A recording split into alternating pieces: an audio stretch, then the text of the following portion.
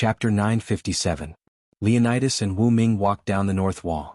The demons had been bombarded by the Dinger on the north wall, so they had retreated and stopped attacking. After all, the Dinger was a real mystical weapon. Even if the demons were strengthened, they would not be able to withstand it unless the demon's commander came in person. Because of this, the soldiers were able to rest for a while. Wu Ming and Leonida also had the opportunity to retreat from the north wall. This was because Wu Ming had something to discuss with Leonida. In Leonida's tent, Leonidas sat on his own seat while Wu Ming sat on the seat next to him. The seating arrangement was requested by Wu Ming. He didn't put on airs, so Leonida could sit wherever he wanted. Leonidas, who had already taken off his helmet, revealed a resolute face. With his red hair, he indeed looked like a Spartan. Leonida picked up the clay jug next to him and aimed it at his mouth. He gulped down the water inside and let out a heroic sound that would make people with OCD feel very comfortable. Awesome. Leonidas slammed the clay jug on the table in front of him. He looked like he was drunk as he looked at Wu Ming. So, Hyunryong-sama, why are you looking for me alone? Leonida's voice was full of drunkenness. This gave Wu Ming the feeling that Leonida was really drunk. Mesopotamia was famous for ale. When Wu Ming first came to the Uruk, he was worshipped with ale. It wasn't good, but it wasn't bad either. It was just average. But as long as it was wine, it could make people drunk. Even dead spirits could get drunk. Even their avatars could get drunk. To be honest, if Wu Ming didn't know that there was no wine in the north wall, Wu Ming would have thought that Leonida was drinking in the barracks. Rumor had it that Leonidas could get drunk with just a drop of alcohol and go on a drunken rampage. Cough cough. At this moment, Wu Ming also became serious. I'm going to Nippur. When Wu Ming said this, the slightly drunk Leonidas' face was no longer red. His expression also became serious.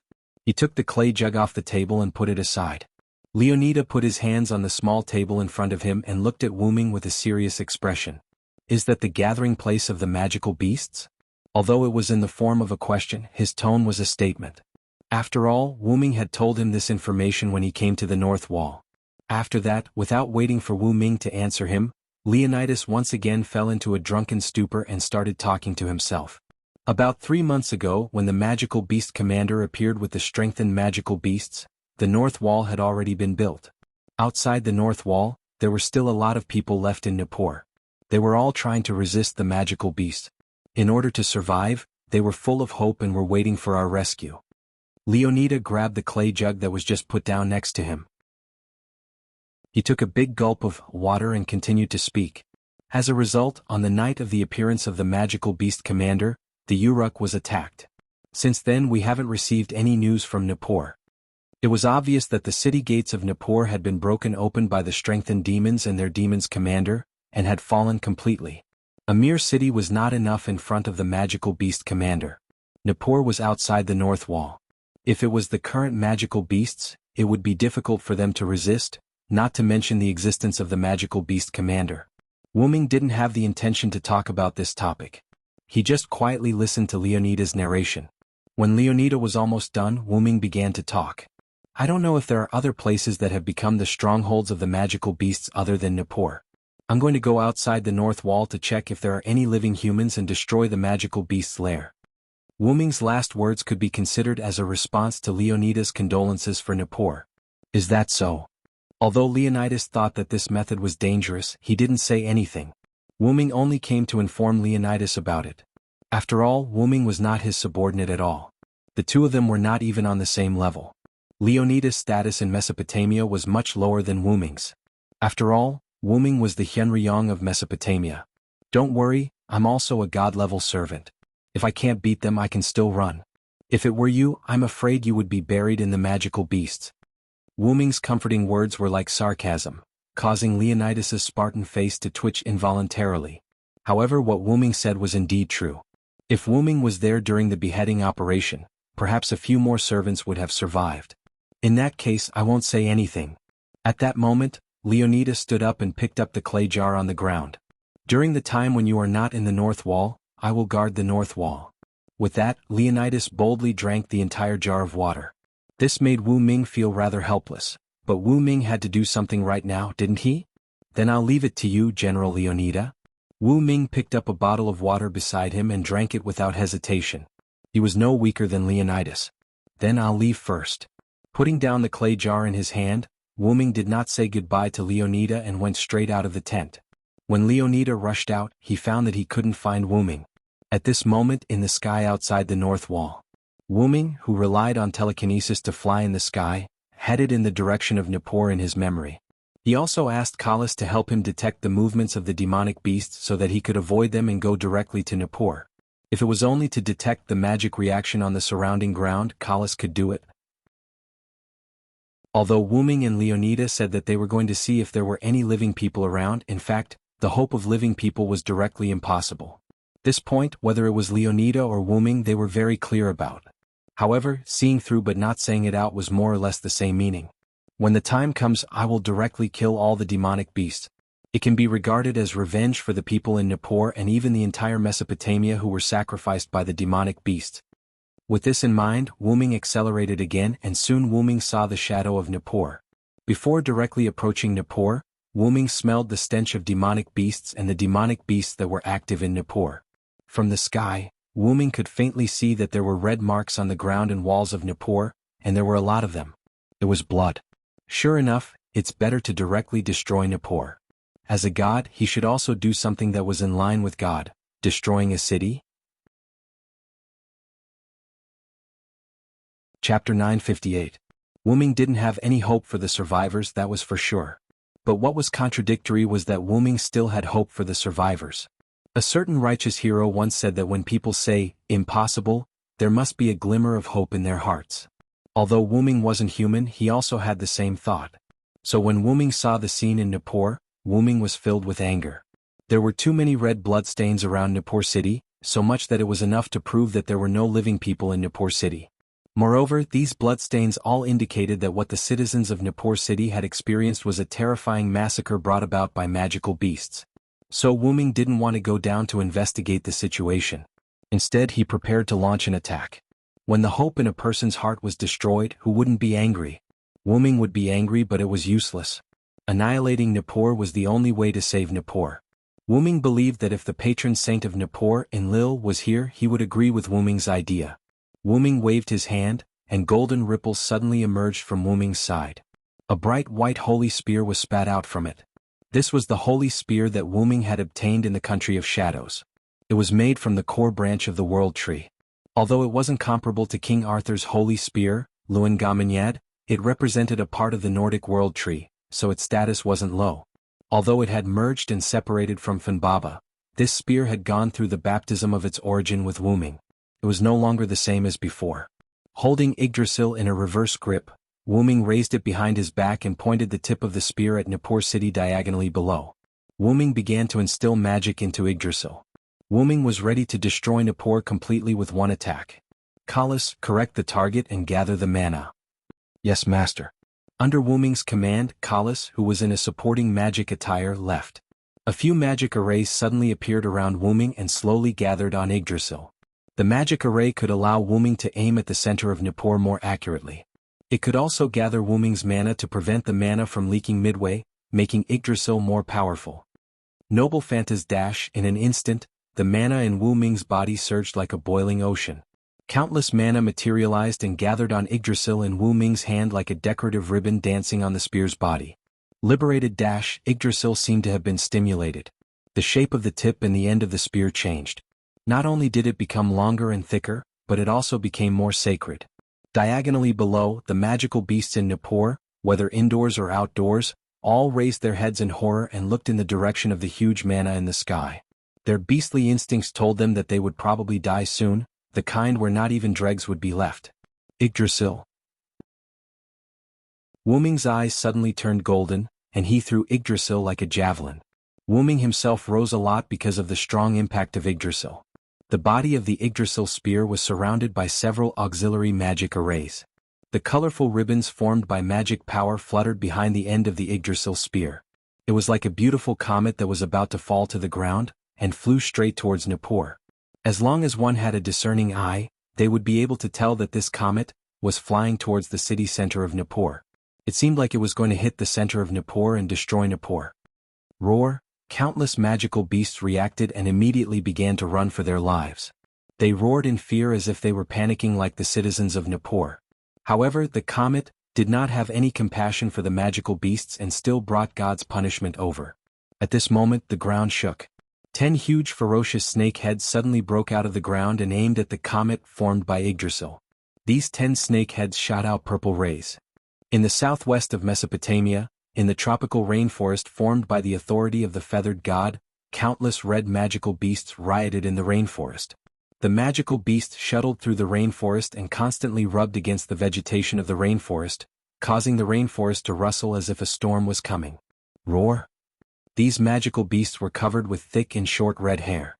They had no eyes and there were some tumor-like hair, where the eyes were and the back of their heads. Their tails were raised high as if they relied on their tails to search for enemies. The teeth of these magical beasts were not sharp. It was enough to tell that they did not use their teeth to bite their prey. Instead they used their thick claws to tear their enemies apart. There were traces of flames on their claws as if they were about to burn. This was the magical beast Uxiumugul. It was a type of magical beast that was different from Ugiel and Ulidim. However, Uxiumugul was not the only magical beast in the rainforest. There were also some carnivorous orcs with leopard heads, wolf heads and dog heads. Roar! The orcs wielded weapons like clubs and fought fearlessly against the magical beasts that swarmed in. Although they were not as large as the strengthened magical beasts, this rainforest was their territory. They were more familiar with this place than the magical beasts. Using the geographical advantage, the orcs were able to hold their ground. They were evenly matched with the magical beasts. However, even with the perfect geographical advantage, they still couldn't beat the human advantage. Although the orcs relied on their familiarity with the terrain to contend with the magical beasts, there were simply too many magical beasts, which caused the orcs to keep retreating. If this continued, it was only a matter of time before the orcs were forced to retreat to a dead end. Of course, there was another possibility, and that was if the magical beast commander personally took action. That would be much faster. Like now. Roar, roar, roar. A roar that was even more majestic than the roar of ordinary magic beasts came from afar. The orcs could only see rows of rainforest trees falling one after another. The earth was still shaking as if some terrifying tyrant had rushed to the battlefield. Sure enough, in the next second, a huge Uxiumugul that looked similar to the other Uxiumugul but was so huge that it struck fear in the orcs appeared in front of the orcs. However, there was one difference. This huge Uxiumugul had 3 sharp horns on its head, making the huge Uxiumugul, which looked like a lion, look like a triceratops. The orcs felt the enormous magic power of this gigantic Uxiumughar and came to a conclusion without a doubt. This was the prototype of the mass-produced Uxiumughar, one of the rare beast-type Uxiumughar commanders. Roar, roar, roar. The prototype Uxiumugul roared again. This roar was mixed with a large amount of mana, and countless orcs who were close by fainted from this roar. Not only that, but the surrounding trees also collapsed one after another, forming an open space full of fallen trees. It made the entire rainforest look much more spacious and bright. Simply put, the roar of the prototype Uxiumugul could be understood as the release of magical power, sound. The roar full of magical power pushed down the orcs and the surrounding trees. Countless Uxiumugul took this opportunity to pass by the orcs and rushed into the depths of the forest. This was the intention of the prototype Uxiumugul. Their enemy was not the orcs but the commander of the orcs' commanders. That was the master of this rainforest, the feathered serpent god Quetzalcoatl. Roar? A roar like that of both a tiger and a leopard came from the depths of the rainforest. Countless magical beasts trembled and froze on the ground after hearing it. This was the innate suppression of wild beasts. The fear of wild beasts meeting more powerful wild beasts was engraved in their DNA. The Uxiumugul knew that the roar came from an existence superior to them, so they did not dare to move forward. It had to be said that this was an interesting matter.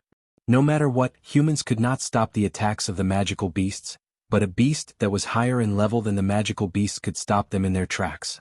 It could only be said that it was really interesting. The prototype Uxiumugul was not surprised at all. Its big head shook at the surrounding Uxiumugul who had stopped. Although it did not have eyes, it gave people the feeling that it was examining these mass-produced Uxiumugul. Then, the prototype Uxiumugul let out a strange roar, as if it was rather disdainful of these mass-produced magical beasts. After all, this was not the first time it had encountered such a situation. It had led these mass-produced magical beasts to raid the rainforest several times before. Almost every time, these mass-produced Uxiumugul would be frightened by the roar that sounded like both a tiger and a leopard. Although it could force these mass-produced Uxiumugers to move again, as the original Uxiumugers really didn't want to see them in such a useless state anymore. At that moment, it no longer cared about these mass-produced creatures. Anyway, it could deal with the existence that let out that sound like both a tiger and a leopard by itself, so it might as well say that it had fought with the other party several times already.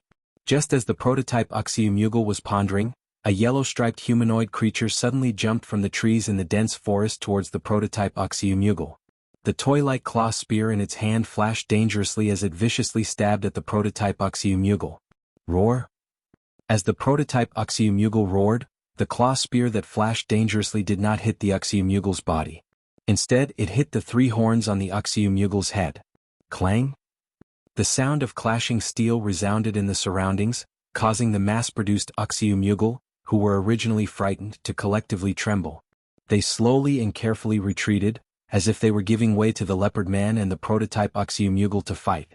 That's right, the one who let out that sound like both a tiger and a leopard was the leopard man, who was dressed strangely and looked like a Kospali. She was also the commander of those orcs, and the feathered serpent god Quetzalcoatl was her commander. However, the claw spear that was violently rubbing against the 3 horns of the prototype Uxiumugal showed that the leopard man was not just a figurehead. It showed that she had god-level strength, and was comparable to Tiamat's direct descendant, the 11 Sons, one of the commanders of the magical beasts, Uxiumugal. But at this moment, Uxiumugal let out a mocking sound, which made the leopard man who was close by rather angry. Damn it! The leopard man roared in despair, then immediately used the reaction force of Uxiumugal to jump back to the rainforest in the distance where there were still trees.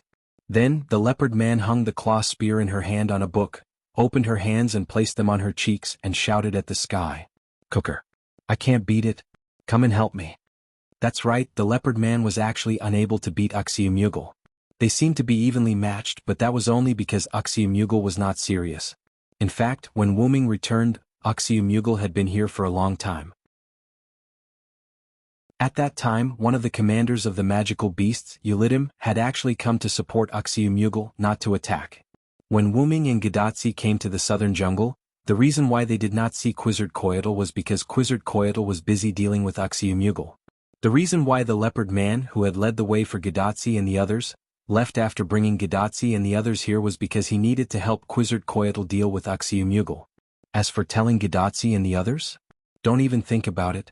Although the leopard man was not stupid, the leopard man's brain circuit was different from ordinary people and even ordinary servants. It was very similar to those berserkers. It was already good enough that she could go back to support Quetzalcoatl. It was basically impossible to expect her to report the information. If Wuming was there at that time, maybe she could ask. Unfortunately, Wuming was not there at that time. When Wuming and Gadatsi met up, the leopard man had already left. Moreover, because Uxiumugal, one of the commanders of the magical beasts, attacked the southwest part of the jungle, which was quite a distance away from Wuming and Gadatsi.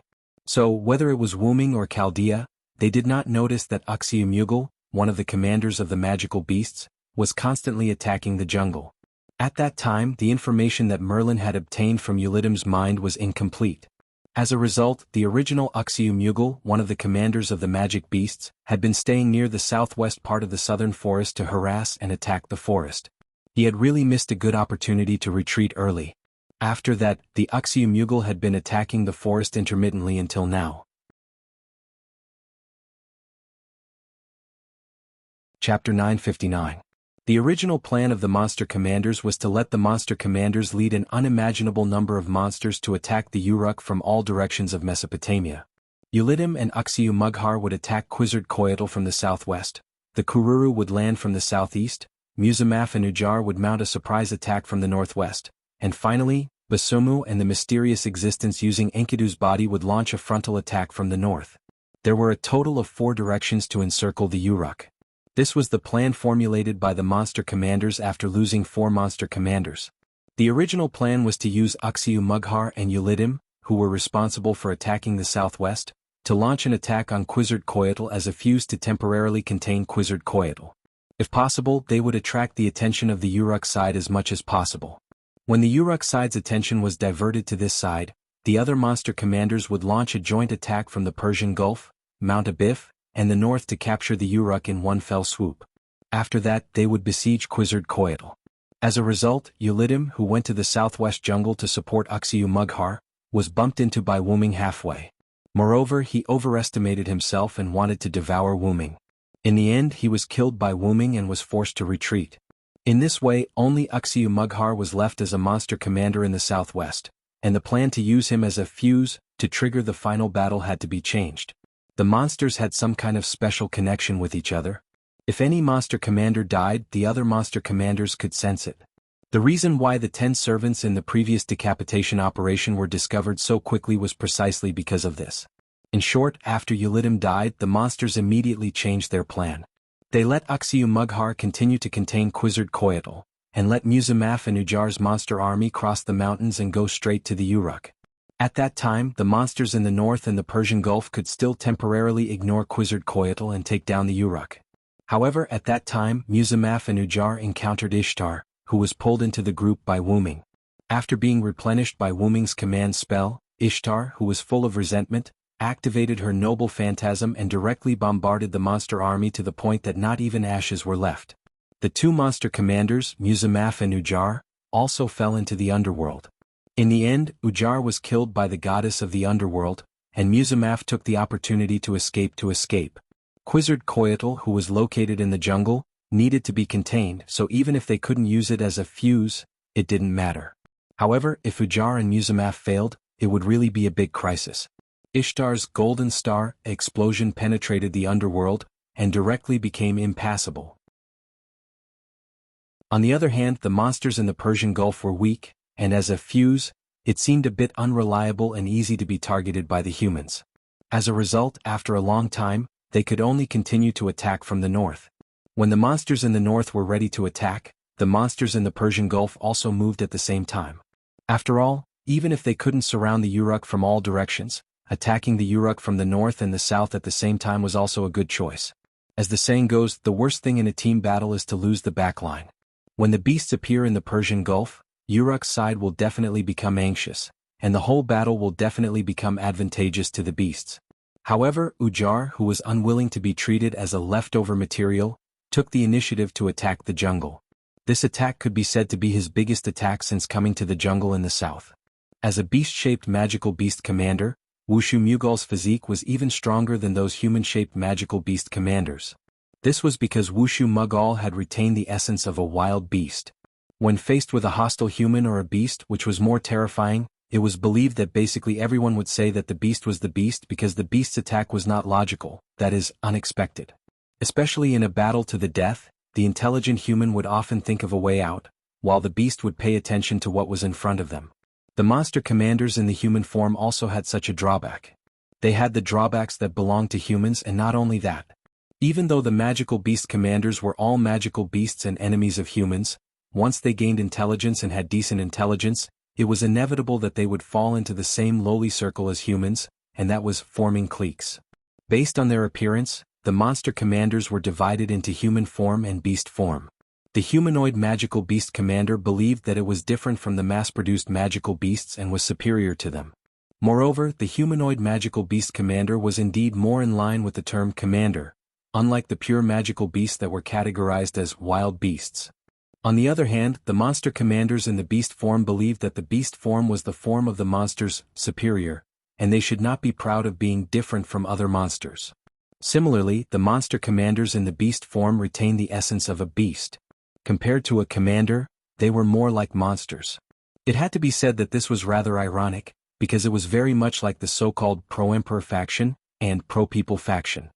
Those humanoid magical beast commanders boasted of their arrogance, and they made up the majority of the 11 magical beast commanders.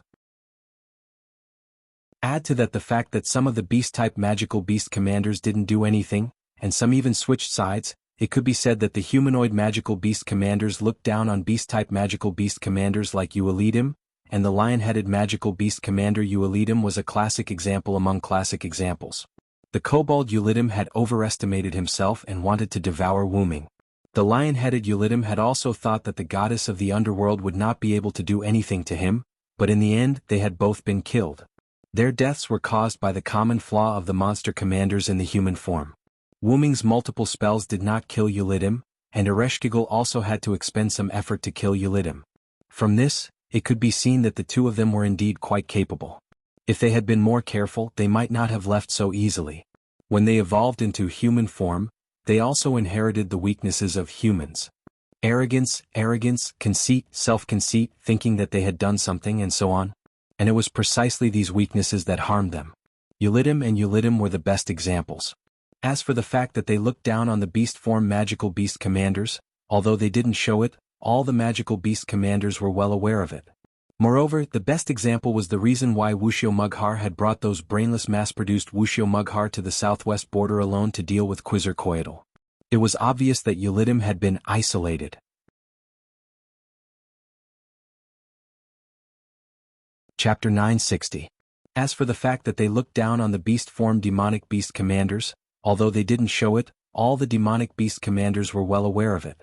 Moreover, the reason why Wuxia Mughar alone brought those brainless mass-produced Wuxia Mughar to the southwest border to deal with Quetzalcoatl was the best example. It was clear that Wuxia Mughar had been isolated. Traveling from the northernmost fir forest to the southernmost forest, and being the fuse to launch the attack, this kind of tiring work could only be done by the unpopular beast form demonic beast commanders. And it just so happened that Wuxia Mughar had the strength and was also a beast form demonic beast commander. No matter what, he was fully qualified to come to the southwest border. But Wuxia Mughar probably didn't have good intentions for rushing over. The reason why Wuxia Mughar rushed over was probably because he needed to be the supervisor of the beast form demonic beast commander, just like the combination of Wuxia Mughar and Mughar. However, Mughar was the beast form demonic beast commander who had switched sides. Although he didn't express it clearly, Muzamaf, who was also a beast-type magical beast commander, had the intention of defecting to the side of the human-type magical beast commander. This made Wuxia Mughal, who had noticed this, feel extremely displeased. This was enough to show that the beast form demonic beast commander's camp was far inferior to the human form demonic beast commander's camp. Not only that, the reason why Mughar and Hughar led their mass-produced Mughar and Hughar to raid the Uruk was also because of the instigation, sarcasm, and ridicule of the human form demonic beast commanders. The main purpose of this matter was to test the fighting strength of the Uruk. Apart from that, it was also to make the beast form demonic beast commanders sacrifice one of their members, thus weakening the strength of the beast form demonic beast commanders. Although the beast form demonic beast commanders, Mughar and Hughar, were the first to die, the human form demonic beast commanders also suffered many casualties. For example, the scorpion man Kitabliru and the bull Kasalik both died in the hands of the servants summoned by the human side, while the kobold Wuxia Mughar and the lion Wuxia Mughar were also killed. Currently there were only 2 human form demonic beast commanders left. Although the beast form demonic beast commanders didn't do anything and had the intention of switching sides, even so, the advantage of the beast form demonic beast commanders was highlighted. Thinking of this, coupled with the current situation of personally participating in the battlefield, Wuxia Mughar felt even more delighted. The human form demonic beast commanders liked to command, while the beast form demonic beast commanders preferred to personally participate. Wuxia Mughar and Hughar and Ugar and Wuming's attacks were probing attacks first. Hughar Mughar.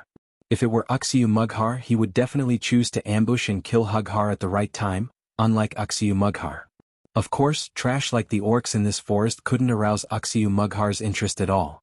Only existences like the leopard man could slightly arouse Wuxia Mughar's interest. As for the feathered serpent god, Quetzalcoatl, Wuxia Mughar was even more interested in him. Quetzalcoatl was an opponent who was on par with him or even stronger than him. But this didn't mean that he would be killed in an instant. He had fought with the Quetzalcoatl several times. Although he retreated first every time, he gradually became familiar with Quetzalcoatl's attacking style. The Quetzalcoatl goddess possessed strength that wasn't inferior to the mother goddess. Her fighting style was also as wild as a beast's. But that wasn't important. In short, the wildness of the human body was vividly displayed by the Quetzalcoatl goddess. At this thought, Wuxia Mughar's blood couldn't help but boil. Roar, roar, roar. Wuxia Mughar once again let out a roar filled with magic. This was a declaration of war against the enemy. And the wild-natured Quetzalcoatl goddess Quetzalcoatl naturally couldn't ignore Wuxia Mughar's declaration of war. Whoosh whoosh whoosh. An object that Wuxia Mughar couldn't see clearly spun and whizzed towards Wuxia Mughar. However, Wuxia Mughar didn't need to see it. He had fought with Quetzalcoatl several times before, so even if he couldn't see it, he already knew what it was. It was Quetzalcoatl's weapon. Clang? Uxie-Mughar caught it with the 3 horns on his head and stuck it firmly in the middle of his 3 horns. After all, this was an old opponent, so he wouldn't be hit by this move again. But then another blurry existence flew over. It was an existence even bigger than the weapon. It was a human figure.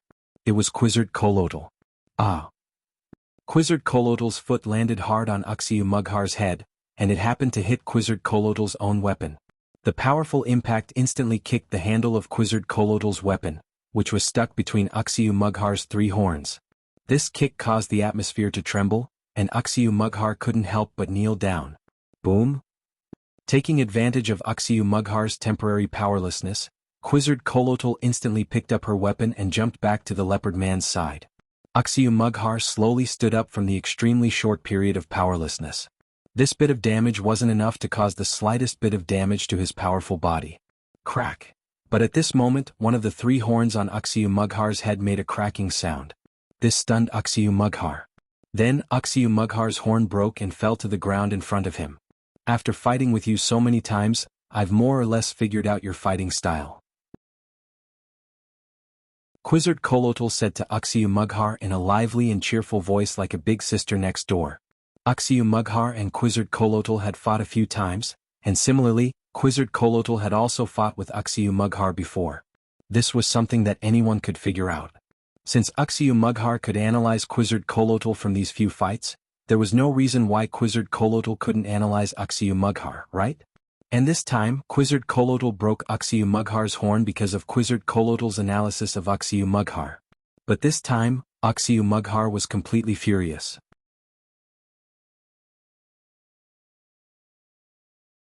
Chapter 961. Uxie-Mughar's body was quite tough. No matter how Quetzalcoatl hammered and wrestled, she could not cause any obvious damage to Uxie-Mughar because his body took all the hits. This was the strength of a demonic beast commander. Their physical fitness was ridiculously high. As a beast-type demonic beast commander, Uxie-Mughar's physical fitness was even higher than that of other humanoid demonic beast commanders. If it had to be expressed in terms of data, Uxie-Mughar's durability might have reached the EX level. However, although Uxie-Mughar could withstand Quetzalcoatl's attacks, the pain was still transmitted to his mind. Being able to withstand hits did not mean that it did not hurt. These were 2 different things. As one of the 3 goddesses, although Quetzalcoatl's attacks could not directly cause harm to Uxie-Mughar, who had an extremely high physical fitness, she could indirectly cause harm to him. It was precisely because the indirect damage accumulated to a certain extent that Uxie-Mughar retreated. While Quetzalcoatl's attacks did not have much effect on Uxie-Mughar, Uxie-Mughar's attacks did not have much effect on Quetzalcoatl because he really could not catch up to her. Coupled with the terrain of the rainforest and his high agility, Uxie-Mughar, who was constantly under attack, was the first to retreat every time. But both sides could not afford to waste time like this. Whether it was Uxie-Mughar or Quetzalcoatl, both sides were looking for each other's weaknesses. The first to act was Quetzalcoatl. Since she could not cause harm to Uxie-Mughar's tough body, she would attack the less tough parts. Quetzalcoatl aimed at the 3 horns on Uxie-Mughar's head. The 3 horns of Uxie-Mughar, who was known as the Triceratops, were naturally not ordinary horns. Whether it was in terms of sharpness or toughness, they were comparable to the so-called divine weapons, just like Quetzalcoatl's weapon Makana. But there was a principle that Uxie-Mughar did not understand, and that was the so-called, overly tough makes it easy to break. Coincidentally, Quetzalcoatl understood this principle. Quetzalcoatl used her own weapon Makana in combination with her wrestling skills. Through the contrast of using softness to overcome toughness, she successfully kicked one of Uxie-Mughar's horns off. Or rather, it was cut off by the vibration of the saw blade. While Wuxia-Mughar was proud of his 3 horns, he also valued them very much. This was just like how many people valued their hairstyle. To Wuxia-Mughar, these 3 horns were even more important than a damaged hairstyle. After all, the 3 horns were the proof of Uxie-Mughar's strength. Quetzalcoatl, who had broken one of Uxie-Mughar's horns, had undoubtedly infuriated Uxie-Mughar. Roar, roar, roar. Ignoring the remaining mass-produced Uxie-Mughar in the surroundings, the original Uxie-Mughar completely let the flow of magic in his body flow freely. A huge amount of magic mixed with this extremely high decibel roar spread in all directions. Many collapsed trees on the ground were shattered by the sound waves, and countless orcs and magical beasts were also affected by the roar. Their bodies directly exploded, and the scene became extremely bloody. Quetzalcoatl's expression only changed and she frowned. She was not affected much, but the leopard man could not take it anymore. He covered his ears and fell from the tree. Gadotsi and the others who had rushed over from behind also heard the roar. Gadotsi, who was careless, directly knelt on the ground, holding her head as if it was about to split open.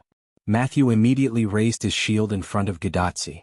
Moreover, the communication between Chaldea and Gadotsi even fluctuated, and thus became unstable. Tachika, that's waving official heart. Roman, who was in Chaldea, only said a few vague words and the communication was cut off. Hey, Doctor. Dear Leonardo da Vinci. Gadotsi knelt on the ground, holding her head with one hand and looking at the communication device on her wrist with the other. She shouted for Chaldea, but no one picked up. This voice is full of magic. It seems that the roar just now cut off the connection between you and Chaldea, Merlin said as he helped Gadotsi, who was half kneeling on the ground, up. It seems like that's the case. Gadotsi was a little helpless. How could the connection between her and Chaldea always be cut off? This once again showed that Chaldea's equipment was slightly unreliable. Matthew, who was standing in front of Gadotsi and holding his shield to block the sound waves, turned to look at Gadotsi. Senior, what should we do now? Matthew used magic defense, which was similar to a magic release skill, to buff his shield and block the sound waves. There's no other way. Let's wait for the sound waves to stop before we go and take a look. This time, they flew to the city in the dense forest in a pterosaur that could carry people. After being drawn to the human side by Wuming, Quetzalcoatl placed several large pterosaurs in the Uruk for the Uruk to perform emergency tasks, such as supporting a certain place. However, they did not expect that the first use of the pterosaurs placed in the Uruk by Quetzalcoatl would be to support Quetzalcoatl herself. Gilgamesh ordered Siduri to use the pterosaurs to bring Chaldea's people to the dense forest in the southwest. After receiving Quetzalcoatl's order, the pterosaurs would recognize the aura of a few people and treat them as half-masters. Siduri was one of them. That was why Gilgamesh asked Siduri to bring Gadotsi and the others here. Just now, while the demonic beasts were resting, Quetzalcoatl went to greet Chaldea's people and finally let Chaldea's people see the Quetzalcoatl goddess of the Three Goddesses Alliance. After that, the demonic beasts attacked again. The leopard man was the first to attack, followed by Quetzalcoatl. Gadotsi and the others who were slower than the two were left behind. By the way, Fufu was carried by Siduri and left in Eridu. Fortunately, Gadotsi and the others were left behind. Otherwise, if they had to bear the sound waves at such a close distance, Gadotsi would definitely not be able to withstand it. Even if she was lucky enough not to die, she would have fainted. Gadotsi was not a brainless protagonist in a hot-blooded manga. She was self-aware. Even if she could not help, she would not be a burden. That was why she proposed to wait for the sound waves to dissipate.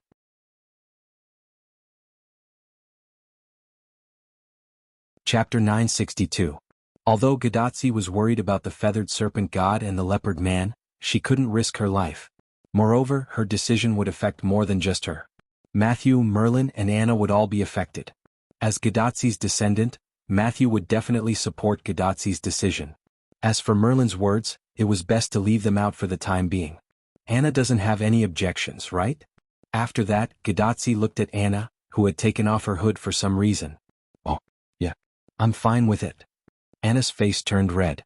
She was obviously embarrassed to take off her hood in front of so many people. I heard that Anna often helps out at a flower shop. It seems that Anna has been interacting well with others in the Uruk. She doesn't wear a hood to cover her face anymore.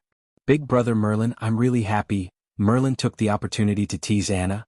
However, Anna immediately turned her head and glared at Merlin as if he was a cockroach. Then Anna put her hood back on her head and raised the undying slaughter blade in her hand. It seemed like she wanted to slash Merlin with her scythe. It seemed that Anna wasn't joking. In order to prevent the existence of an ally, Merlin, from being slashed, Gadotsi immediately mediated and changed the topic. Speaking of which, the roar that's still radiating sound waves should be from the demonic beast commander, right? Since there was no way to continue approaching the leopard man and the feathered serpent god, Gadotsi wanted to organize the information first. Merlin, who had been in Uruk for half a year and had almost become a local, replied to Gadotsi, "That's right. To be able to let out such a roar, there's no one else other than the demon commander. I reckon that the demon commander is probably Wuxia Mughar, who has the nickname of Triceratops. The main reason was that the magical beast commanders who could make such a roar were basically all dead. Apart from Wuxia Mughar, there was no other type of magical beast commander that could make such a roar. After all, the other magical beast commanders were not of the right type, so it could only be Wuxia Mughar. So the magical beast commander is this powerful. Gadotsi couldn't help but look in the direction where the sound waves were still coming from. After today's experience, Gadotsi had a new understanding of the demonic beast commander, which was definitely stronger than most of the servants. Moreover, the roar of the commander of the beasts could make Gadotsi almost fall into a coma. If the commanders of the beasts attacked the north wall together, then would the north wall be able to persist until now? Gadotsi had such doubts. Merlin, who saw the doubts in Gadotsi's eyes, acted as a caring big brother. Indeed, this is very strange for you, Fujimaru. Walking to the side of the clean ground, Merlin sat cross-legged with the staff in his hand, and then continued to speak. So, Fujimaru, what do you think is the ultimate goal of the beasts? Who is the enemy of the beasts? Isn't it to destroy the humans and seize the Uruk's holy grail? Gadotsi didn't think and directly blurted out. To be honest, she felt that Merlin's question was full of questions. Wasn't Gorgon's purpose already clear? Is that really the case? Merlin could not help but smile. So, if the humans are wiped out and the Holy Grail and King Gilgamesh's treasury is in their hands, will Gorgon really win? Is it not? Gadotsi was completely confused. Wasn't Gorgon's purpose to destroy the humans? Destroy the humans of this era and seize the Holy Grail and Gilgamesh's treasury. In this way, the reason of humanity will be destroyed. However, at this moment Anna suddenly spoke. The other two goddesses will not allow Gorgon to do this. Seeing that everyone's attention had been attracted, Anna couldn't help but tighten her hood and didn't say anything else. Just as Anna said, the other two goddesses in the Three Goddesses Alliance will not allow it. Merlin spread out his hands. The Three Goddesses Alliance is nominally a joint attack on the Uruk and humans, but in fact, it is a contract made by the three parties to restrain each other. In other words, the Three Goddesses Alliance was not an alliance from the beginning, but an enemy relationship. Gadotsi nodded. The three parties will temporarily stop fighting with each other and use their own methods to take down the Uruk without affecting the other two goddesses. The winner will have the ownership of this land. However, whether it is Gorgon, Ereshkigal or even Quetzalcoatl, they will not really give up. After that, the three parties will definitely start fighting again to see who will finally obtain the ownership of this land. Gorgon is only accumulating strength to deal with the other two goddesses. That's right, destroying the humans in Mesopotamia is only Gorgon's idea. Whether it is Ereshkigal or Quetzalcoatl, they do not have the idea of destroying the humans in Mesopotamia. Then Merlin briefly explained Gorgon's general plan. For Gorgon, the humans are not the enemy, but the pests that need to be destroyed. The real enemy is the other two goddesses. Therefore, the magical beast commanders think that the humans are in the bag and do not need to deal with them too seriously. They only need to deal with the humans slowly and wait for the magical beasts to reproduce. When the magical beasts reach a certain number, they can destroy the humans and the other two goddesses together. Gorgon cannot directly attack Quetzalcoatl, but he can use the magical beast commanders under his command to contain the Uruk. After that, when the other magical beast commanders break through the Uruk and obtain the Uruk, the contract of the three goddesses will naturally collapse. At that time, Gorgon will naturally besiege Quetzalcoatl with several magical beast commanders, and the Quetzalcoatl will definitely be in the bag. As for Ereshkigal, she can't leave the underworld at all. She can be dealt with last or not at all. Anyway, Gorgon's purpose is to destroy Mesopotamia. If Ereshkigal can't come to the surface to affect her, then Gorgon will not care at all. She only needs to destroy the humans on the surface. That's about it. Merlin nodded with satisfaction at his speech. Wait a minute, Mr. Merlin. Matthew, who was still carrying the shield, could not help but turn his head to look at Merlin. It can't be helped. Merlin's speech is too shocking. How do you know about the magical beast's plan?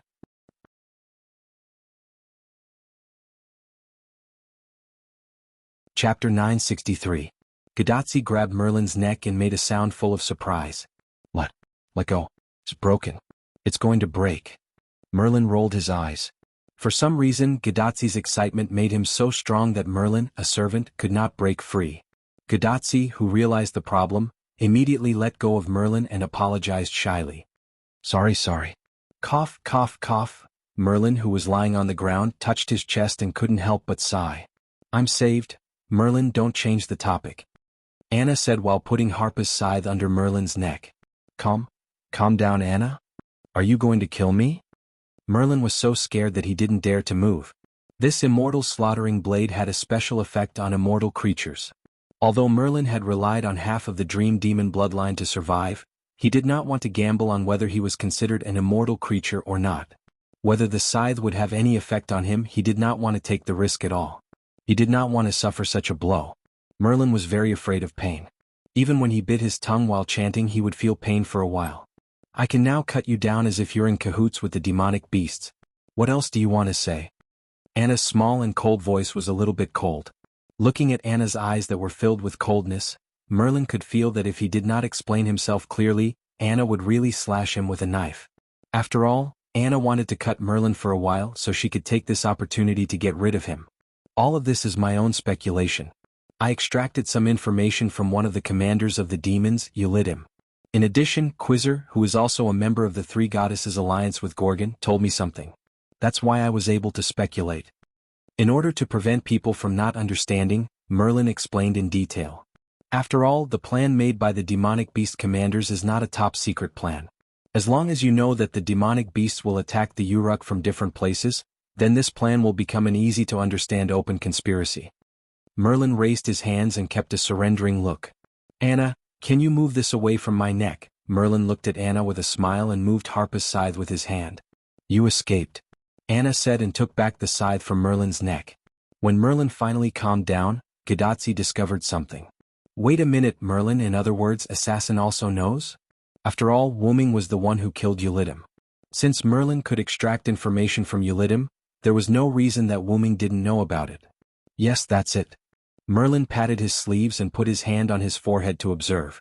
The sound wave has almost stopped, let's go. Merlin finished and strode forward. Wait a minute. Merlin, why didn't Assassin and you tell us such important information earlier? Gadotsi, who quickly followed Merlin, asked Merlin loudly. Varen Senpai's words probably have his own reasons. Mashu, who had put away her shield, walked to Gadotsi's side and said her opinion. That's right. After all, the number of demonic beast commanders has changed, so the demonic beast plan will inevitably change.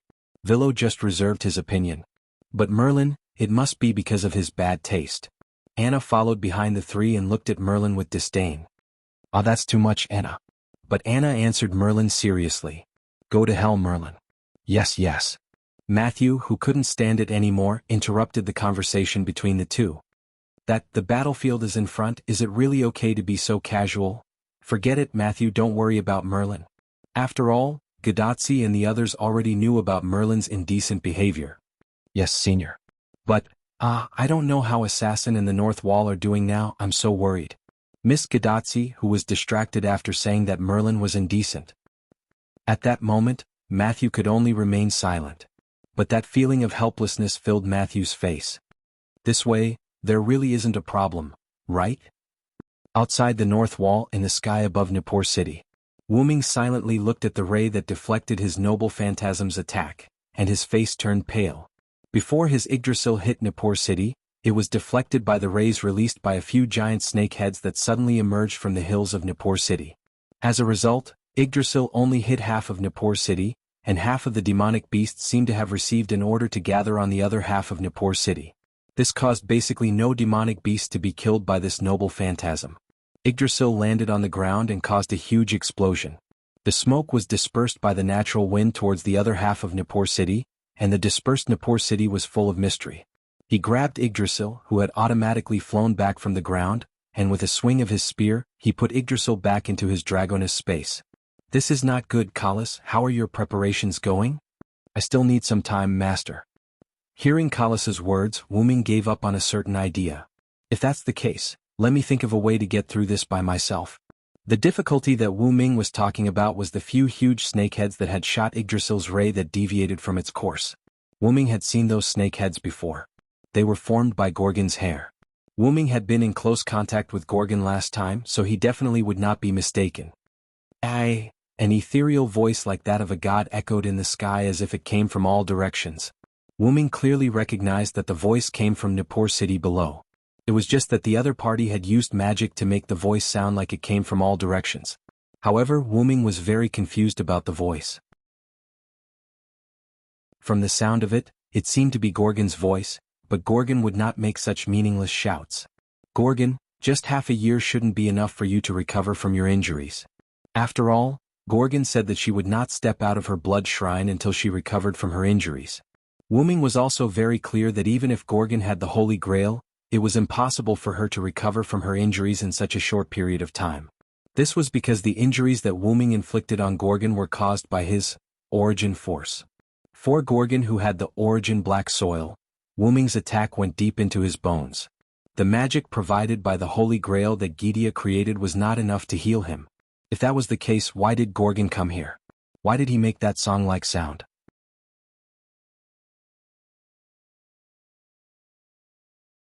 Chapter 964.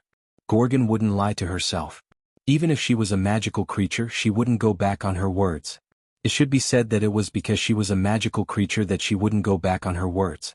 In the stories of people and things outside of humans, the ones who would go back on their words were usually the humans, which was quite ironic. Moreover, Gorgon had now inherited Tiamat's authority. She was now the goddess of magical beasts, and this identity wouldn't allow Gorgon to go back on her words. This had already escalated to a matter of dignity. What's the matter? We've had a death match before. Aren't you prepared to come out and meet this old friend of yours? However, Gorgon didn't react at all, as if she didn't hear him. In that case, Ming said and raised a hand. For victory, come to me quickly. Undying sun, please bestow upon me a shining steed.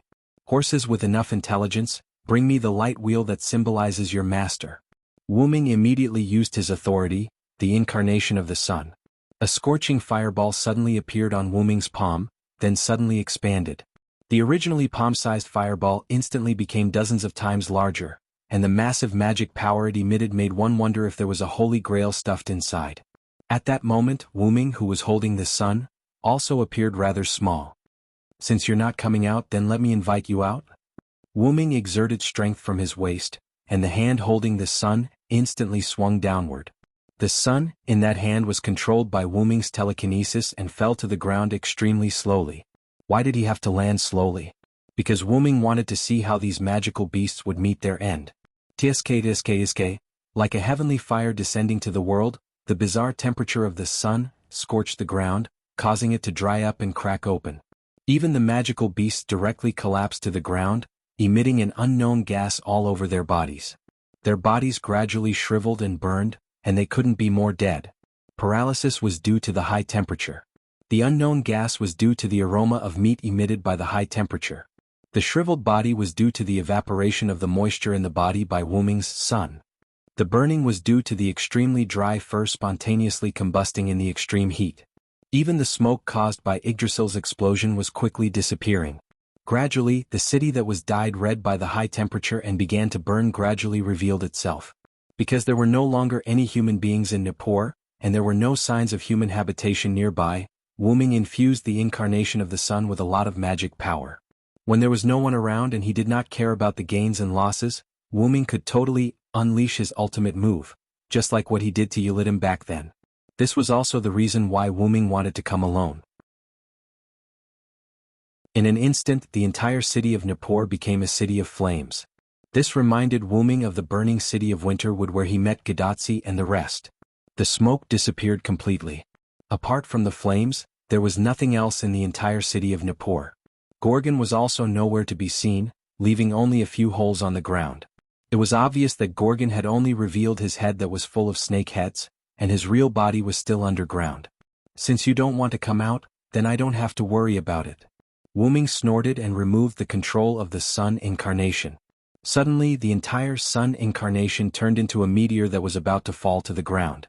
In the next second, the meteor fell, and Nippur finally fulfilled Ming's wish and exploded. Boom! Flames completely covered Nippur, and the city that was originally built on hills was now completely flattened. Much of the land had even turned into magma due to the high temperature. The loud explosion carried a strong penetrating force as though it could penetrate one's ears. However, Ming, who was in the range of the explosion, did not even blink. He silently looked at the completely transformed Nippur that was covered in flames and magma. Although his sun incarnation was indeed powerful enough to be used as a trump card, Wu-Ming did not think that Gorgon would die under this move. Otherwise, Gorgon would be too easy to deal with. As expected, Gorgon's strange screams came from the magma and flames again. However, as though it was a counterattack, the screams this time were filled with magic. The magma exploded, the flames were extinguished, and thick smoke billowed into the air. "You're out." Wu-Ming calmed himself down. However, in the next second, several silver-white chains rushed out from the thick smoke.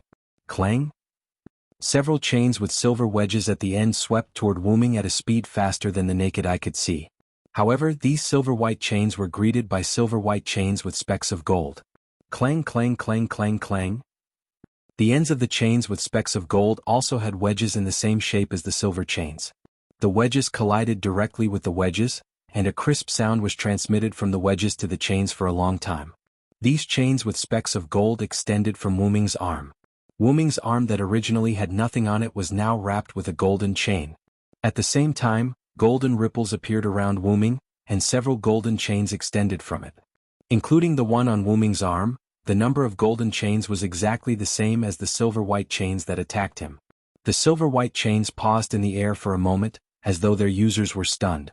Then, several silver-white chains turned into golden particles and dissipated, as though they were abandoned after being used up. This was quite similar to Gilgamesh's fighting style. At the same time, the chains that extended from the golden ripples around Wu-Ming were also retracted. Whether it was Enkidu's automatic attack or the golden ripples around Wu-Ming, they were all Enkidu's own ideas. Wu-Ming didn't interfere at all. "Enkidu, are you okay?" Wu-Ming, who had already guessed who attacked him with the chains, was rather worried about Enkidu. After all, in a sense, Enkidu was fighting with him just now.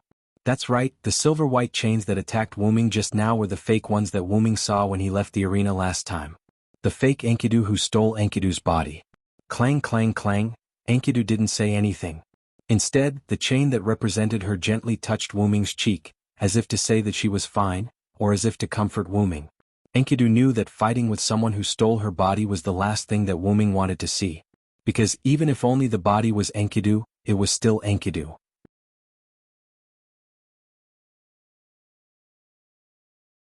Chapter 965. Don't worry about me.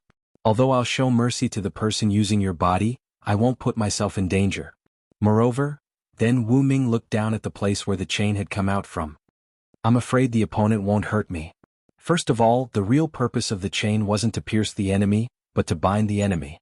This was a very important point. Of course, piercing the enemy was also possible, but Wu-Ming didn't think that he would be pierced. In order to prove this point, Wu-Ming didn't move at all.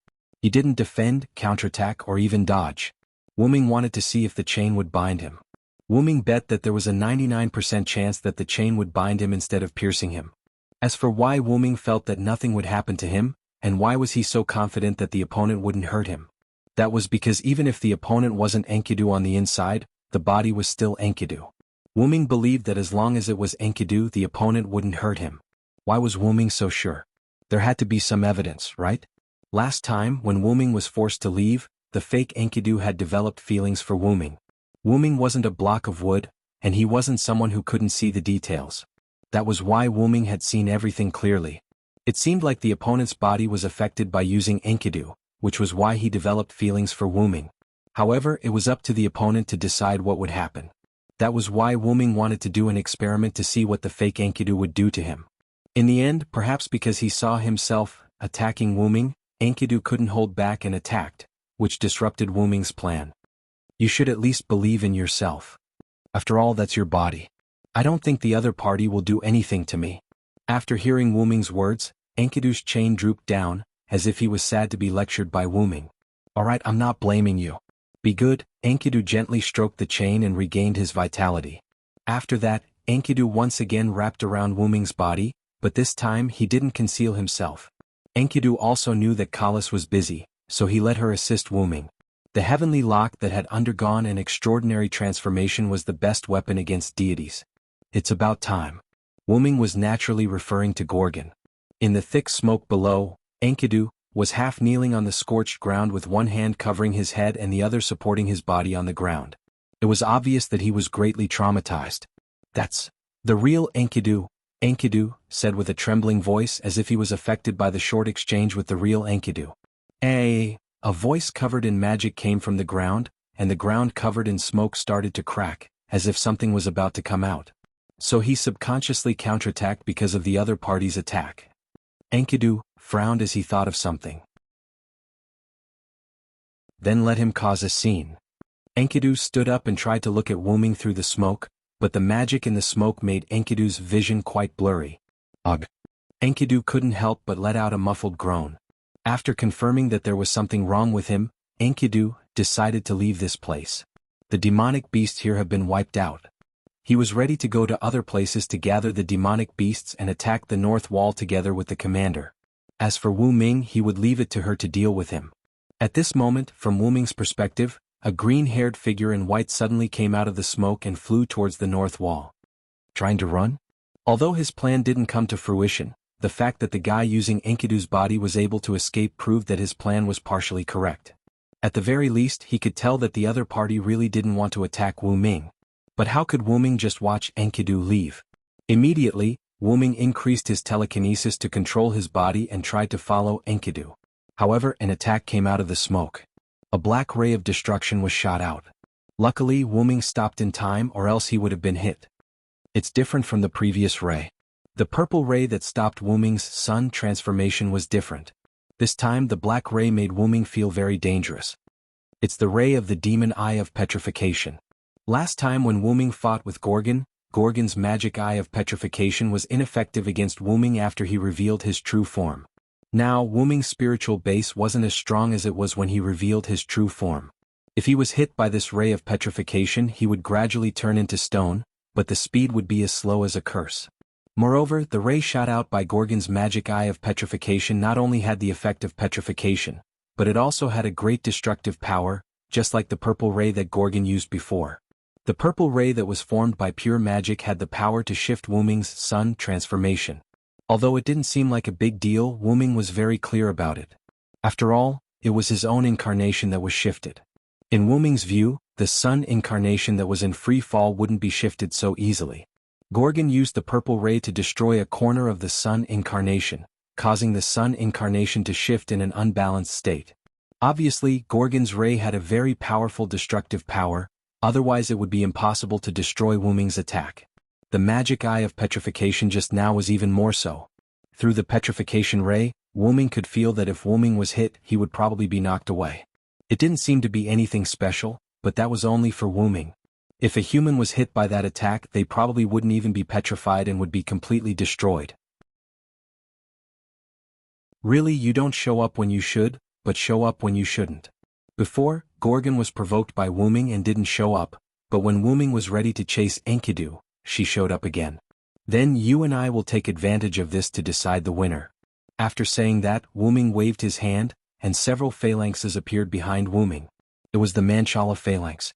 Immediately afterward, the Manchala phalanx condensed and turned into a holy sword that looked very much like the Excalibur. This was the divine sword of salvation, the divine sword of salvation that was specially used to kill the Demon King.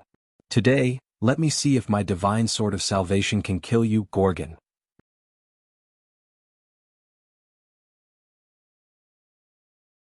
Chapter 966. What responded to Wu Ming was Gorgon's strange cry again. After hearing it a few times, Wu Ming even felt an inexplicable sense of familiarity. Not only that, but several black petrification rays with a diameter of a few meters were also ejected from the thick fog. Wu Ming raised the Savior Divine Blade high. Lightning flashed on the blade of the Savior Divine Blade, and it emitted a rather strange pale light. Clang! The sound of a sword being unsheathed came from the Savior Divine Blade. Then Wu Ming slashed the Savior Divine Blade at the incoming petrification rays. Countless lightning bolts collided with Gorgon's petrification rays and cut them vertically from the middle like a hot knife cutting through butter. After that, the power of the lightning bolts from the Savior Divine Blade did not weaken at all and rushed toward Gorgon in the thick fog. Chi! The thick fog was instantly split apart by the lightning bolts from the Savior Divine Blade and spread to both sides. The lightning bolts from the Savior Divine Blade finally slashed at Gorgon's tail. Although the Savior Divine Blade's attack had power left after cutting through Gorgon's petrification rays, It was not enough to cause fatal damage to Gorgon. Gorgon used his thick and tough tail to block the attack from Wu Ming's savior divine blade. Gorgon's tail was torn open. The power of the lightning bolts made Gorgon's cracked tail look like roasted meat. Wu Ming even saw that part of Gorgon's wound was similar to cooked meat. Wu Ming even wondered if he could smell the fragrance of meat if he was close enough. But then Wu Ming had a trace of doubt. Gorgon's wound had not healed. This was impossible for Gorgon, who had Tiamat's authority. Tiamat's authority would allow Gorgon to recover quickly. Last time, Gorgon did not recover because Wu Ming's injury was caused by a trace of black mud in Gorgon's body. That was why he could not recover. But now, Gorgon did not have the slightest trace of the black mud in his body. Even if the Savior Divine Blade had a trace of origin power, this should not be the result. Then Wu Ming noticed something wrong again. Wait, what's that? A pair of huge and curved horns grew on Gorgon's head. Gorgon's tail could block Gorgon's body and face, but it could not block the horns. Gorgon slowly lowered his tail, causing the air to tremble. Because the thick fog had completely disappeared, a new Gorgon appeared in front of Wu Ming. He still had the upper body of a woman and the lower body of a snake. His entire body was covered in purplish-black scales. A pair of angelic wings with golden feathers curled up behind his back. Countless long purple hair turned into giant purple snakes that swaggered around Gorgon. It could be said that apart from the addition of the huge pair of curled horns on Gorgon's head, Gorgon did not change at all.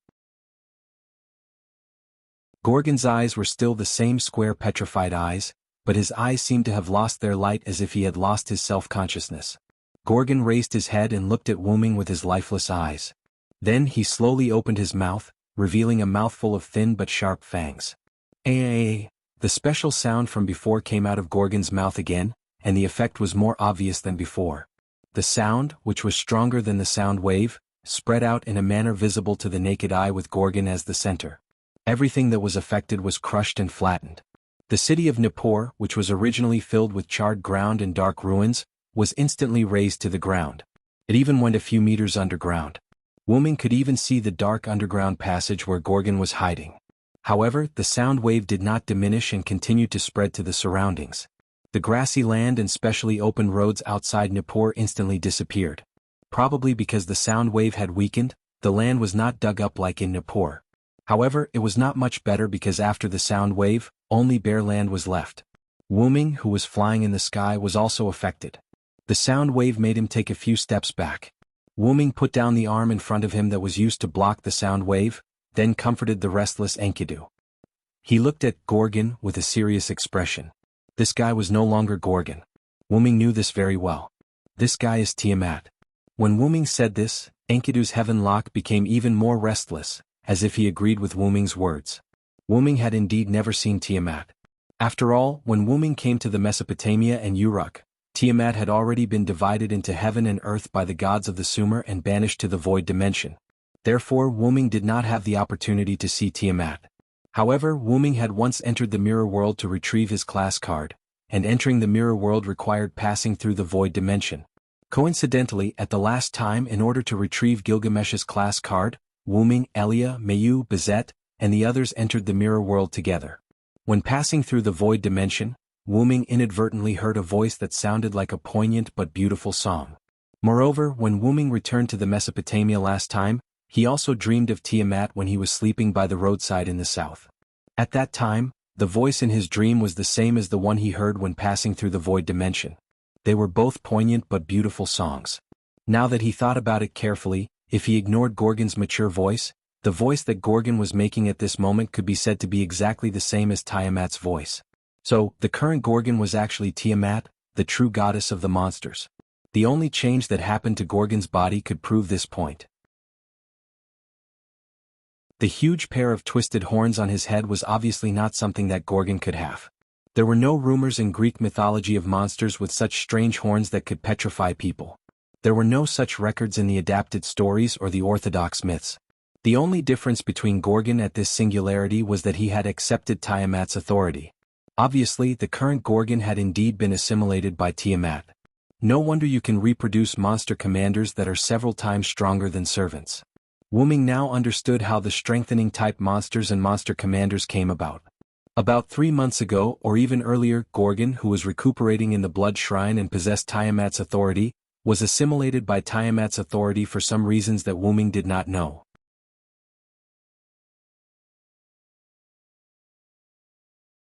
Chapter 967. Although there was only a slight difference in her appearance, she had been completely assimilated by Tiamat. It wouldn't be wrong to say that she was Tiamat now. The pair of huge and twisted horns were undoubtedly part of Tiamat's body, which was rumored to have a dragon's body.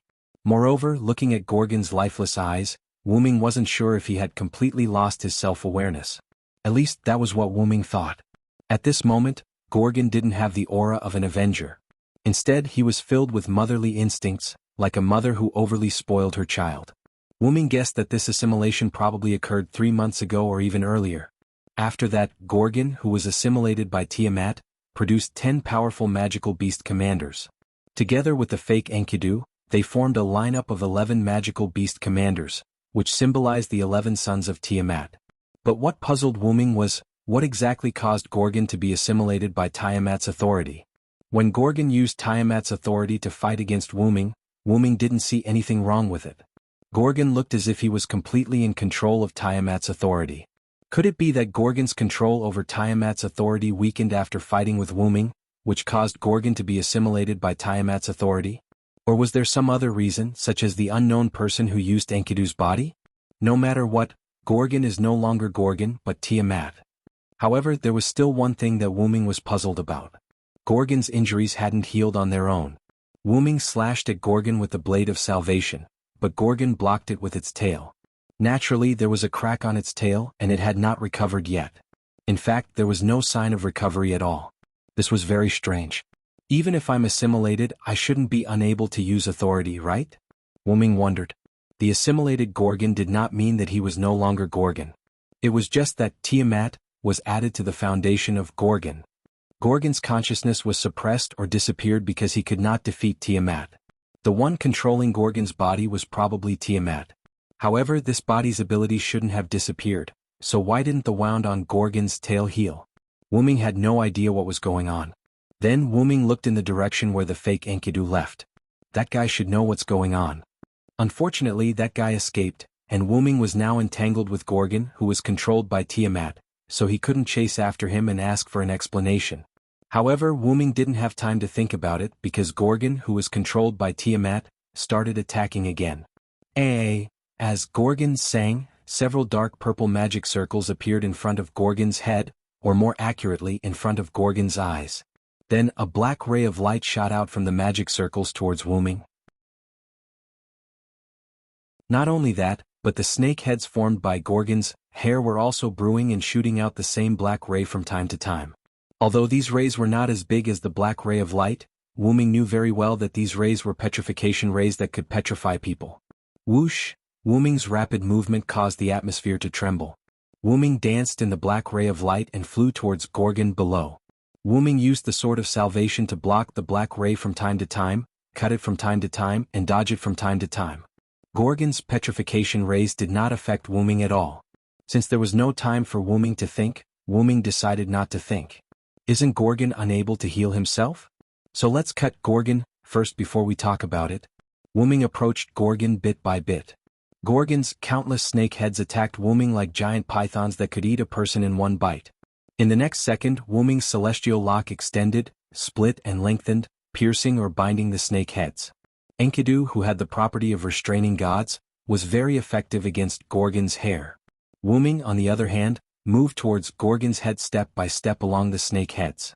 Wu Ming used the martial arts engraved in his bones to cut Gorgon's snake heads up and down. Countless purple blood-like liquid flowed out of the snake heads. While dodging the purple blood, Wu Ming also paid attention to the petrification rays that were shot at him from time to time. After all, not all of the snake heads were biting Wu Ming. Many of them were charging up power to release petrification rays from afar. However, these petrification rays were either blocked by Wu Ming's sword of salvation or dodged sideways. As a result, Gorgon could not catch or stop Wu Ming at all. It could only watch as Wu Ming approached it bit by bit.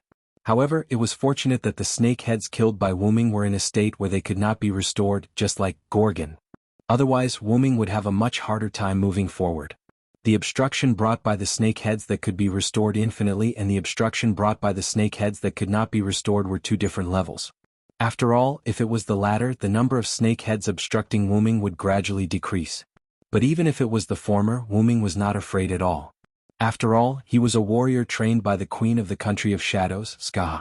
Not only did he not drop his guard against the snake heads around him, but he also swam through the sea of snake heads with ease. If Musasobo Benkei and Nuwakamaru saw this, they would definitely be full of praise for Wu Ming's skills.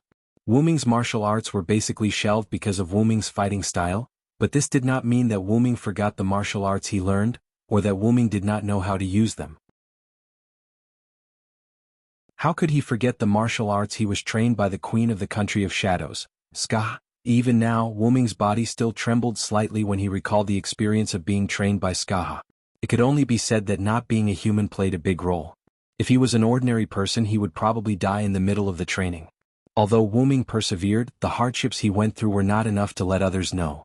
Cough cough. Wu Ming took advantage of the fact that Gorgon could not stop him and sped up. Because he maintained his human form, Wu Ming was quite small compared to Gorgon. The closer he got to Gorgon by Wu Ming, the greater the contrast between him and Gorgon. Probably a little panicked because he could not stop Wu Ming from advancing too quickly, Gorgon made a strange sound again. This time the sound was full of unwillingness. However, Wu Ming did not care whether Gorgon was willing or not. Even if Wu Ming's eyes were fixed on Gorgon's eyes, because Gorgon's eyes were already in a lifeless state, Wu Ming could not see anything. As for why Wu Ming paid attention to Gorgon's eyes, it was because Wu Ming wanted to attack Gorgon's eyes. After all, no matter the reason, it was true that Gorgon could not heal himself at the moment. Whether it was Gorgon's tail or Gorgon's snake hair, they all proved this. Therefore, Wu Ming planned to destroy Gorgon's demonic eyes of petrification first before thinking about other things. If Gorgon lost the demonic eyes of petrification, it could be said that Gorgon was a tiger without its teeth and claws. At best, it would only be a slightly bigger monster. There was nothing to be afraid of. Of course, the premise was that Gorgon had no other abilities after being assimilated by Tiamat's authority. However, Wu Ming did not know what exactly happened to Gorgon, nor did he know if the current Gorgon had any other abilities that Wu Ming did not know of.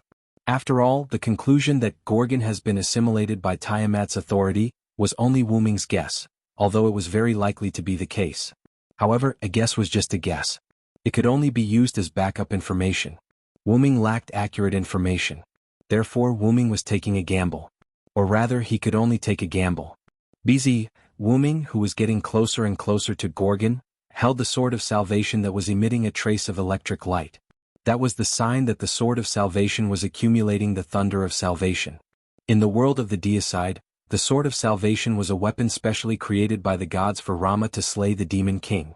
Not only was it the materialization of the Manchala formation that stored the gods' weapons, but it was also the embodiment of the weapon that slayed the Demon King in Rama's story, the indestructible blade.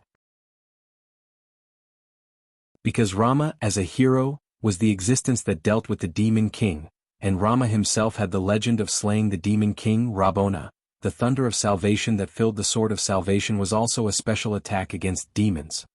Whether it was the Demon King or monster, as long as there was demon in it, it would be included in the special attack range of the thunder of salvation. Gorgon's petrification ray undoubtedly had demon in it. The reason why it could easily split apart Gorgon's petrification ray was because of this special effect. This point was very similar to Rama's weapon, the indestructible blade. His weapon also had a special effect against demon. It could only be said that no matter which world Rama was from, there was indeed a similarity. And Wu Ming was going to use this thunder of salvation against the demonic nature to destroy Gorgon's demonic eye and make it half crippled. Looking at Gorgon's head that was only a few dozen meters away, Wu Ming suddenly jumped away from the snake hair that served as a runway to approach Gorgon. The distance of only a few dozen meters was a very close distance for Wu Ming, or for any servant, so Wu Ming directly jumped up and no longer used the snake hair as a runway to approach Gorgon. The snake hair that was used as a runway by Wu Ming directly exploded the moment Wu Ming jumped up. It was as if it was kicked by the powerful energy generated by Wu Ming's kick. This was enough to show how powerful Wu Ming was. Wu Ming, who was flying in the air, looked like he had lost his footing. This made the snake hair in the distance close in, ready to directly bite Wu Ming to death. However, Enkidu once again showed his power. Countless heavenly locks shot out from Wu Ming's body and pierced the snake heads on the snake hair. Not only did it prevent the snake hair from interfering with Wu Ming's actions, but it also allowed Wu Ming to take one step closer. The heavenly locks that wrapped around Wu Ming's body were like a swing. Along with the many snake heads that pierced into Wu Ming's body, the heavenly locks directly swung Wu Ming away. Coupled with the force of Wu Ming's jump, and the support from Wu Ming's telekinesis, this scene appeared on the scene.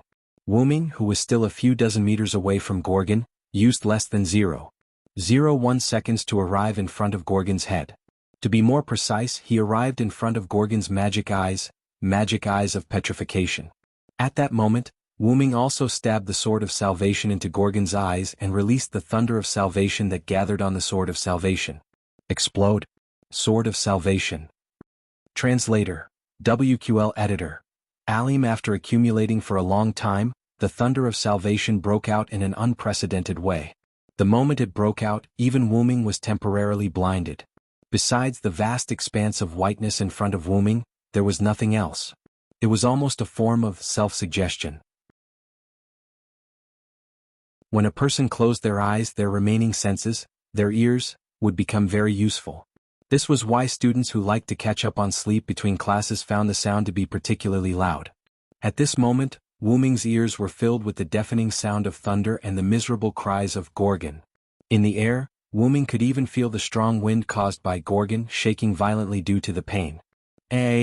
Listening to this mournful cry, Wu Ming inexplicably felt a trace of pity. However, now was not the time to think about this.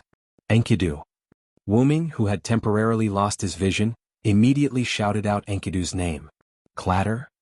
The sound of chains, accompanied by the sound of thunder and the miserable cries of Gorgon, filled Wu Ming's ears.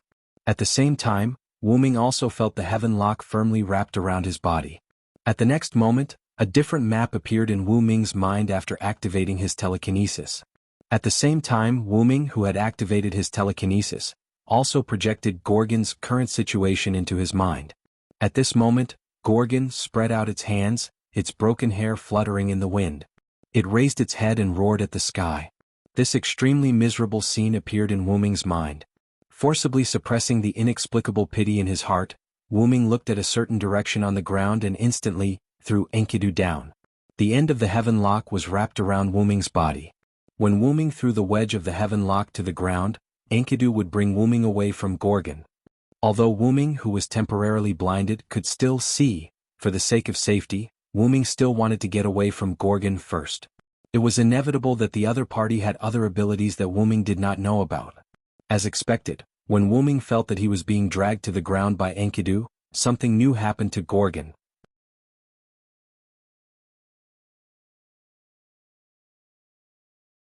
Chapter 968. Ah! A shrill female voice came out of Gorgon's mouth, a roar filled with hatred that would make anyone who heard it tremble in fear. Not only that, Gorgon's voice no longer sounded like a singing voice, it sounded more like the voice of Gorgon's own consciousness. The maternal aura of Gorgon had completely disappeared, and the aura of hatred that belonged to the Avenger filled Gorgon once again. All of this proved that Gorgon had turned back into Gorgon. Kingu? Where are you? Kingu? Ah! My eyes! My eyes! Kingu? Where are you? Come back to me! Gorgon let out a terrifying roar as he covered his eyes that were bleeding purple blood with both hands.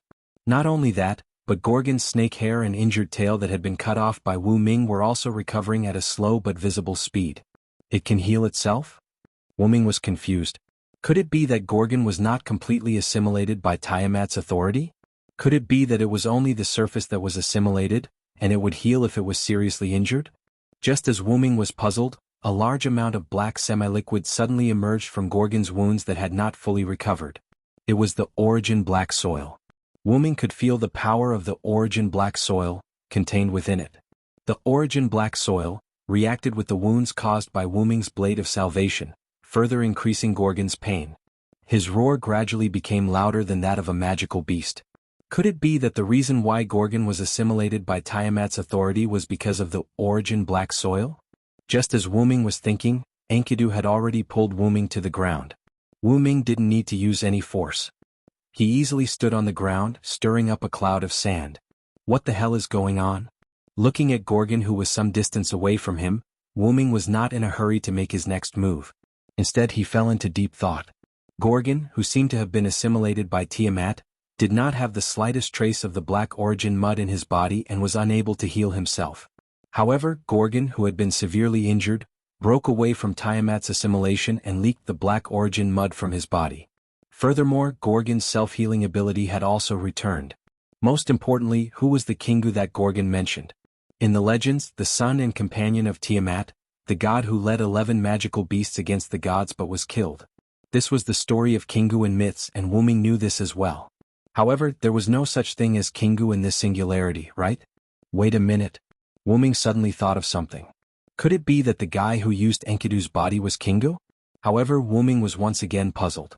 If it was really Kingu who used Enkidu's body, it was impossible for him to be affected by Enkidu's body.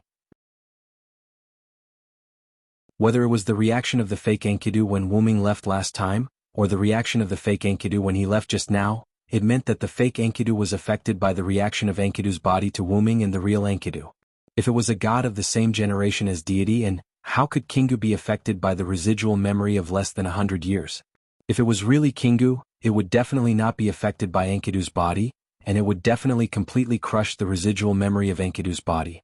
The Kingu that Gorgon mentioned could only be the fake Enkidu who used Enkidu's body. Other than him, there shouldn't be anyone else on the magical beast side, right? Or was the real Kingu hiding in the dark? As expected, I still have to find him and ask him clearly. Wu Ming was naturally referring to the fake Enkidu.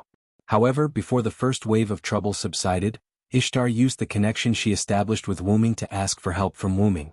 Hyunryong, this is a big crisis. I'm going to die. Hurry up and give me mana. Ishtar's impolite words were transmitted into Wu Ming's mind. This gave Wu Ming a fright. Wu Ming immediately checked Ishtar's mana, but it was completely empty. Not only that, Ishtar was constantly being attacked and her spiritual base was slowly being damaged. Could it be that she encountered a magical beast commander?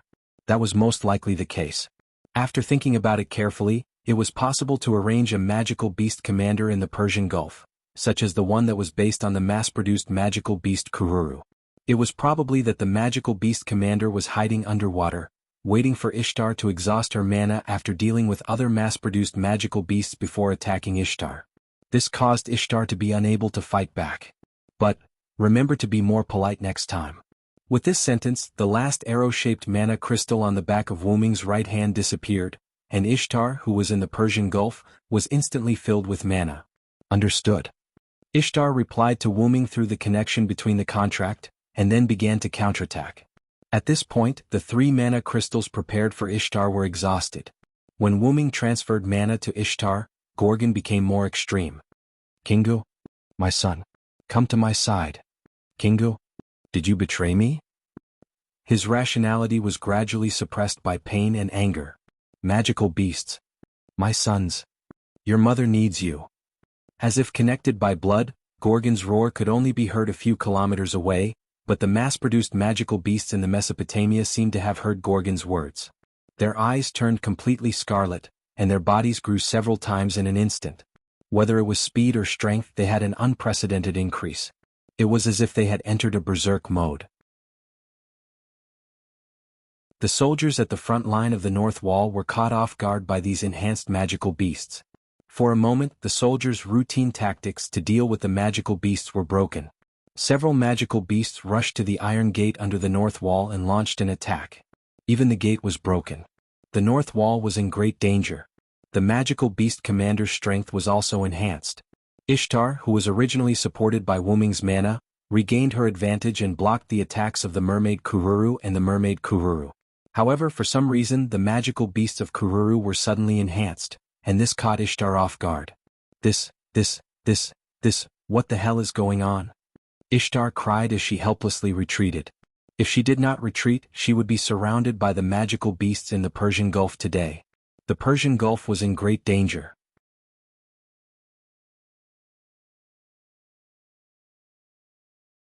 Chapter 969. The same great danger also existed in the territory of the feathered serpent god. In the southern jungle, Wuxia Mughar, who was fighting the feathered serpent god, was about to retreat. The mass-produced Wuxia Mughar he brought with him had basically been wiped out by another group of humans who had rushed over to provide support.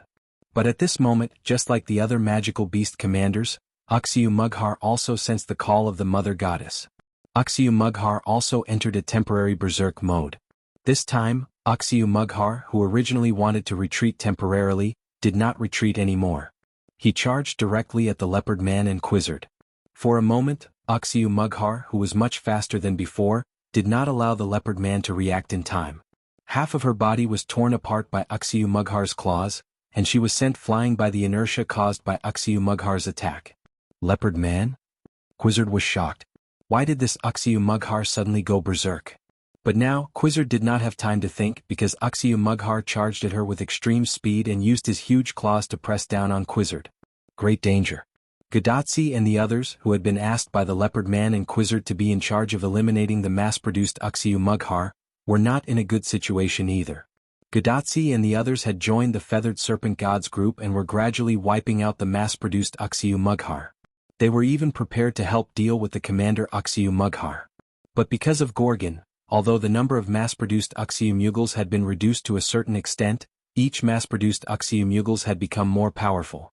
Originally, Mashu could deal with 2 or 3 mass-produced Wuxia Mugals, but now it was difficult for Mashu to deal with 1 mass-produced Wuxia Mugals. At the same time, Merlin was half kneeling on the ground for some reason and vomiting blood. Gadotsi and the others were also panicking because of Merlin's sudden change. Merlin. What's wrong with you? Gadotsi was escorted to Merlin's side by Matthew, and she asked with concern. Merlin shifted his posture and leaned against a rock beside him in a slumped posture. However, Merlin still acted as if he was about to die. Something happened to Tiamat's seal, but it doesn't matter. The seal hasn't been completely broken and I can still hold on. Cough cough. Merlin said something that Gadotsi couldn't understand while coughing up more blood. Mr. Merlin, are you sure there's no problem? Once again Mashu struggled to kick away and attacking Wuxia Mughar. She could not help but turn to look at Merlin. Merlin's current situation was really worrying. The amount of blood he vomited should be enough for him to leave the stage, right? It's okay. After all, I'm not a human. It's normal for me to vomit more blood than a human. At this point, Merlin still smiled humorously. After that, the sound of chains came from beside everyone. Since Merlin said so, then he must be fine.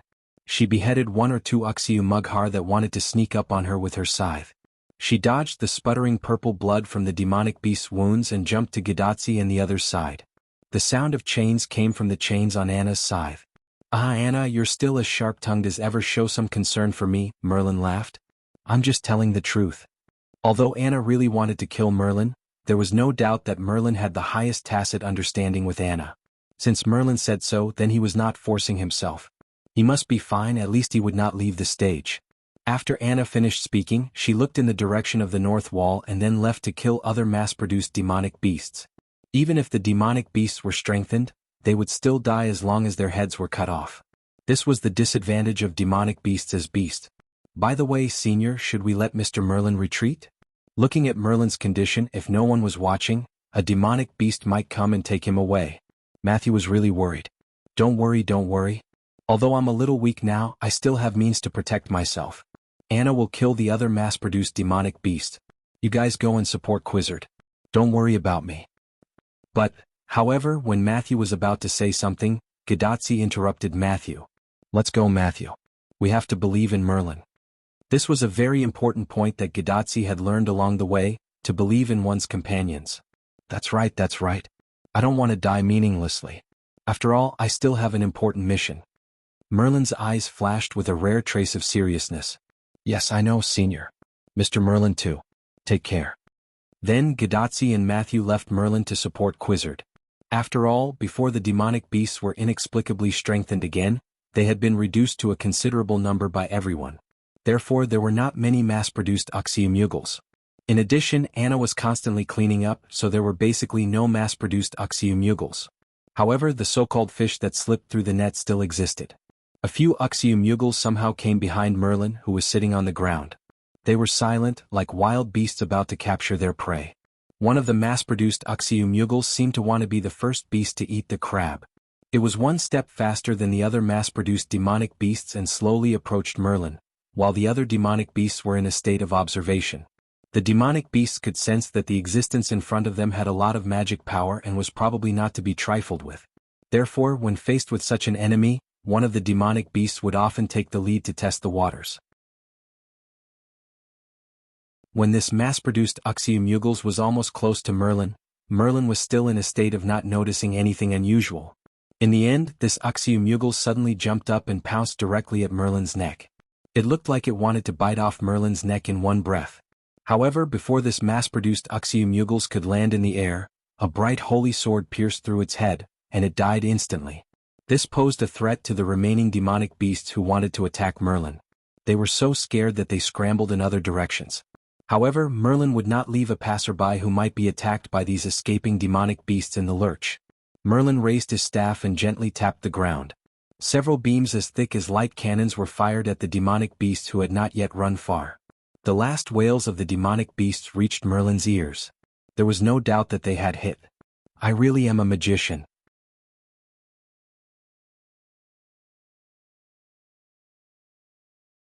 Chapter 970.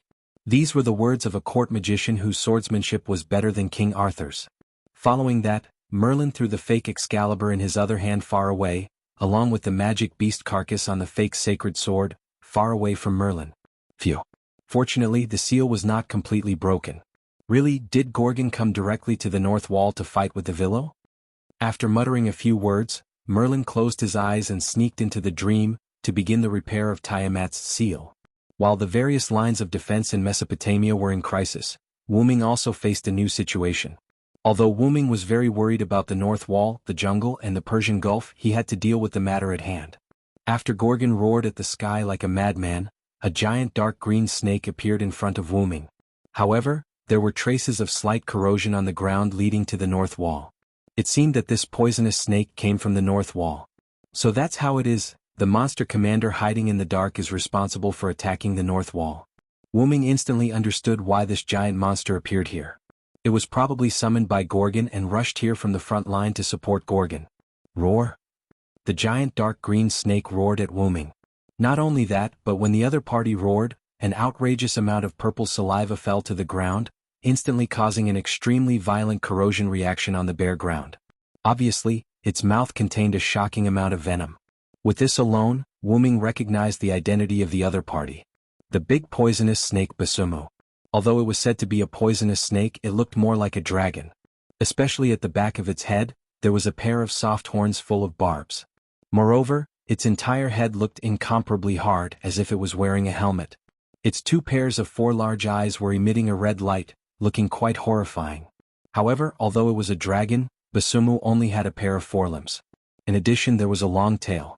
Countless dark green scales were attached to the long tail like armor. There was also an unusually sturdy breastplate above the forelimbs. Not only that, but both sides of Basumu's body, spine, and tail were also full of spikes, especially the spikes on the tail.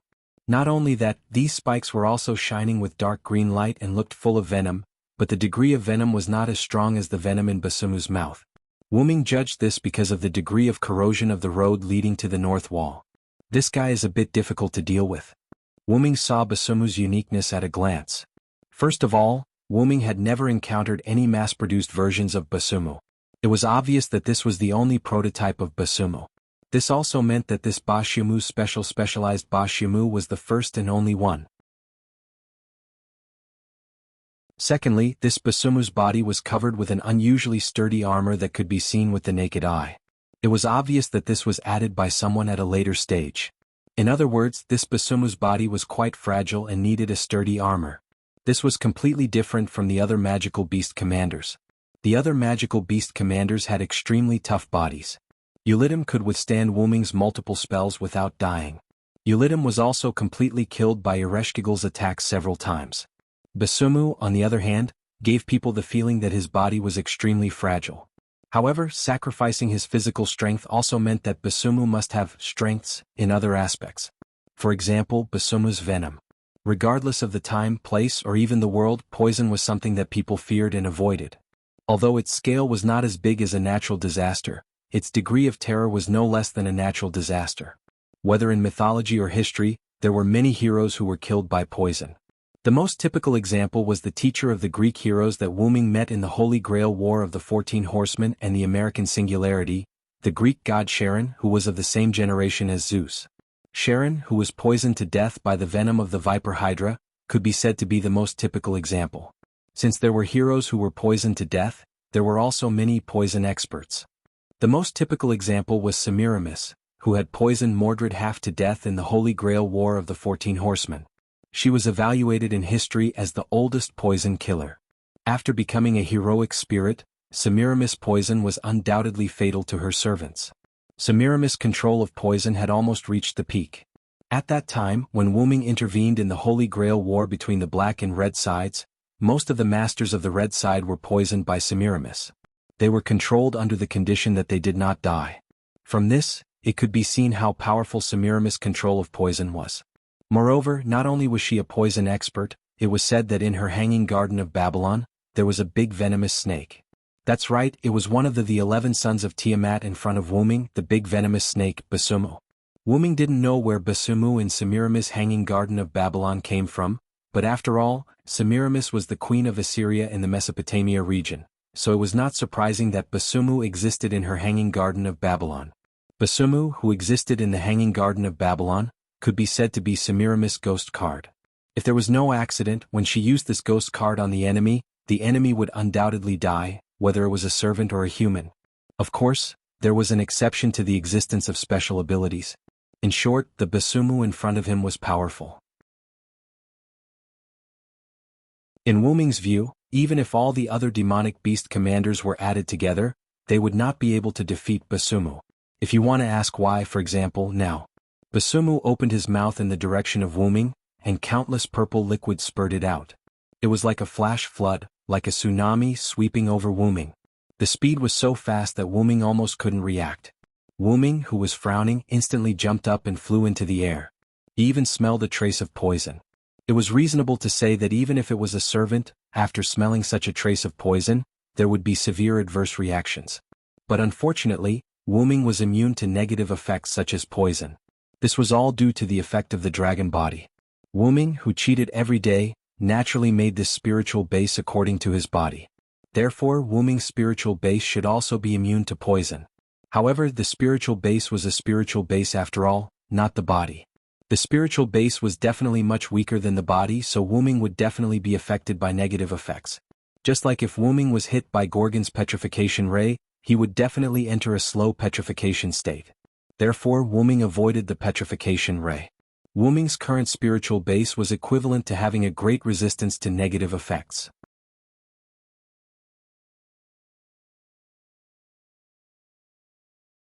Chapter 971. Wu Ming wasn't afraid of the trace of poisonous gas produced by Basumu's poison. Even if he inhaled the poisonous gas into his body, it wouldn't be a big deal. After all, the immunity effect would have some effect. But if it was a sea of poison on the scale of a flood, it would be a different story. Moreover, looking at the poisonous liquid that was rapidly spreading on the ground below like a flood, Wu Ming inexplicably felt a trace of disgust. This made Wu Ming feel that it would be better for him to fly into the sky. Let's not talk about other things first. This poisonous liquid looked really disgusting. After all, it was spat out by Basumu's mouth. This made Wu Ming directly reject the plan of using the Heaven Lock to deal with Basumu. Even if Enkidu wasn't afraid of poison, he didn't want Enkidu to be stained with this stuff.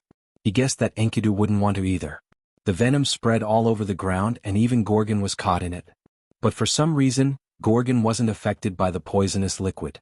Was it because he was the goddess of magical beasts, or was he affected by the black mud?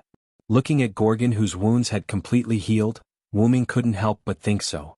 The black mud gushing out of Gorgon's wounds had also stopped, but the black mud didn't spread. It just wrapped around Gorgon's body.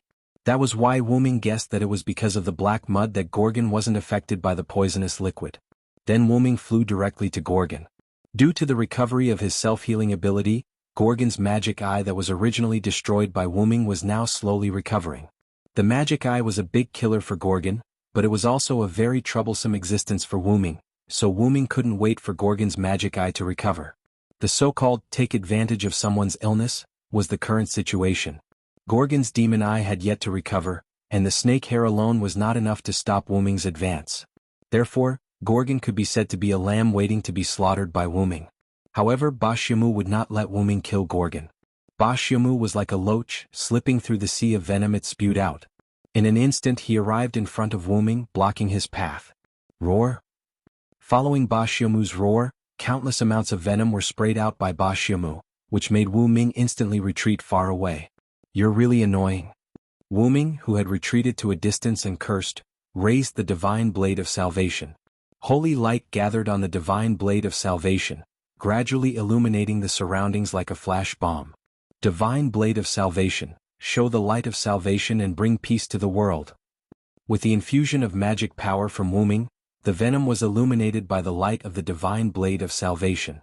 In the next second, the venom began to gradually dissipate as if it had met its natural enemy. It did not turn into gas but directly disappeared. As the name suggested, the light of salvation that came with the divine blade of salvation had a strong effect on these filthy things. Not only did the divine blade of salvation have an effect on the venom, but it also reacted to Ba Xiaomu, who released it. Roar! Ba Xiaomu let out a blood-curdling scream, as if a vampire was directly exposed to the sun. His whole body emitted purple smoke. Ah! Gorgon seemed to be slightly affected as well. A trace of the power of the divine blade of salvation reacted to the black mud on Gorgon's body, causing Gorgon great pain. My son! My Ba Xiaomu! Destroy him! Gorgon roared as if he had gone mad. He felt even more abnormal than before. However, Ba Xiaomu could not take care of himself at this moment. Like a loach, he rolled around in the gradually disappearing sea of venom. But in the next second, as if it had reached its limit, the black mud on Gorgon's body began to spread. At this moment, Gorgon was like a fountain of black mud gushing out endlessly. A large amount of black mud covered the venom on the ground, and Ba Xiaomu was also covered by the black mud. Not good. Wu Ming could not help but be shocked. He knew better than anyone what would happen to an existence eroded by the black mud. Every existence eroded by the black mud would become hostile to Wu Ming, and their strength would greatly increase. Sure enough, Ba Xiaomu, who was no longer rolling around after being covered by the black mud, slowly stood up. His originally dark green body had turned into a black snake, and his forelimbs had disappeared for some reason. It could be said that he had turned into a snake in the truest sense. Gorgon, who had become the fountain of the black mud, was now completely covered by the black mud. She abandoned Wu Ming and walked towards the north wall, which surprised Wu Ming. If Gorgon went to the north wall, then the people in the north wall would definitely be finished. Even if they had servants, it would be useless. Gorgon, who had obtained Tiamat's authority, could not be dealt with by the number of servants. Now that he was covered by the black mud, it was really a big crisis. Wu Ming subconsciously wanted to stop Gorgon, but someone stopped him first. Hiss. Ba Xiaomu, who had turned into a black snake, appeared in front of Wu Ming. He made a strange roar and directly opened his mouth to bite Wu Ming. In an instant, Wu Ming was swallowed by Ba Xiaomu. However, a few seconds later, a light appeared on Ba Xiaomu's stomach. The next second, the light exploded and Wu Ming flew out from it. Because of the light of salvation, Wu Ming was not contaminated with the poison. No, it should be said that he was not contaminated with the black mud. Ba Xiaomu, who had been eroded by the black mud, had turned into black mud. His mouth and stomach were full of black mud, but it was also full of poison. This guy's speed has become a lot faster. If Wu Ming could still look down on Ba Xiaomu before, now that Wu Ming was facing Ba Xiaomu, who had been eroded by the black mud, he could no longer do so. The previous Ba Xiaomu was only poisonous, but now Ba Xiaomu was not only poisonous and had the black mud, but his physical fitness was also much stronger than the other monster commanders Wu Ming had seen. Looking in the direction of Gorgon, Wu Ming found that there was a big hole in the direction Gorgon was going, and Gorgon was long gone. It seemed that Gorgon had drilled into the ground through this hole. However, Gorgon's destination would not change. It was definitely going to the north wall. However, Wu Ming could not leave now. As for why, Wu Ming split Ba Xiaomu, who was rushing over with his sword, and frowned more and more. It was a fact that he could not leave, but he could not let this guy go. The current Gorgon was dangerous, but the current Ba Xiaomu was even more dangerous. Its poison and black mud were much more dangerous than Gorgon. Wu Ming held the blade of salvation horizontally in his hand, and his face became firm. He had to get rid of this guy here.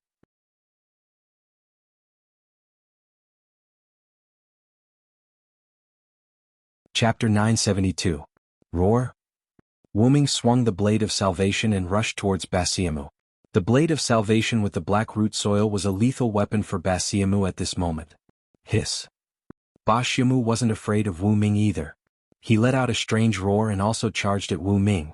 Ba Xiaomu quickly swung his body, which had become more agile after losing his forelimbs, in an attempt to distract Wu Ming so that Wu Ming could not determine from which side he would attack from.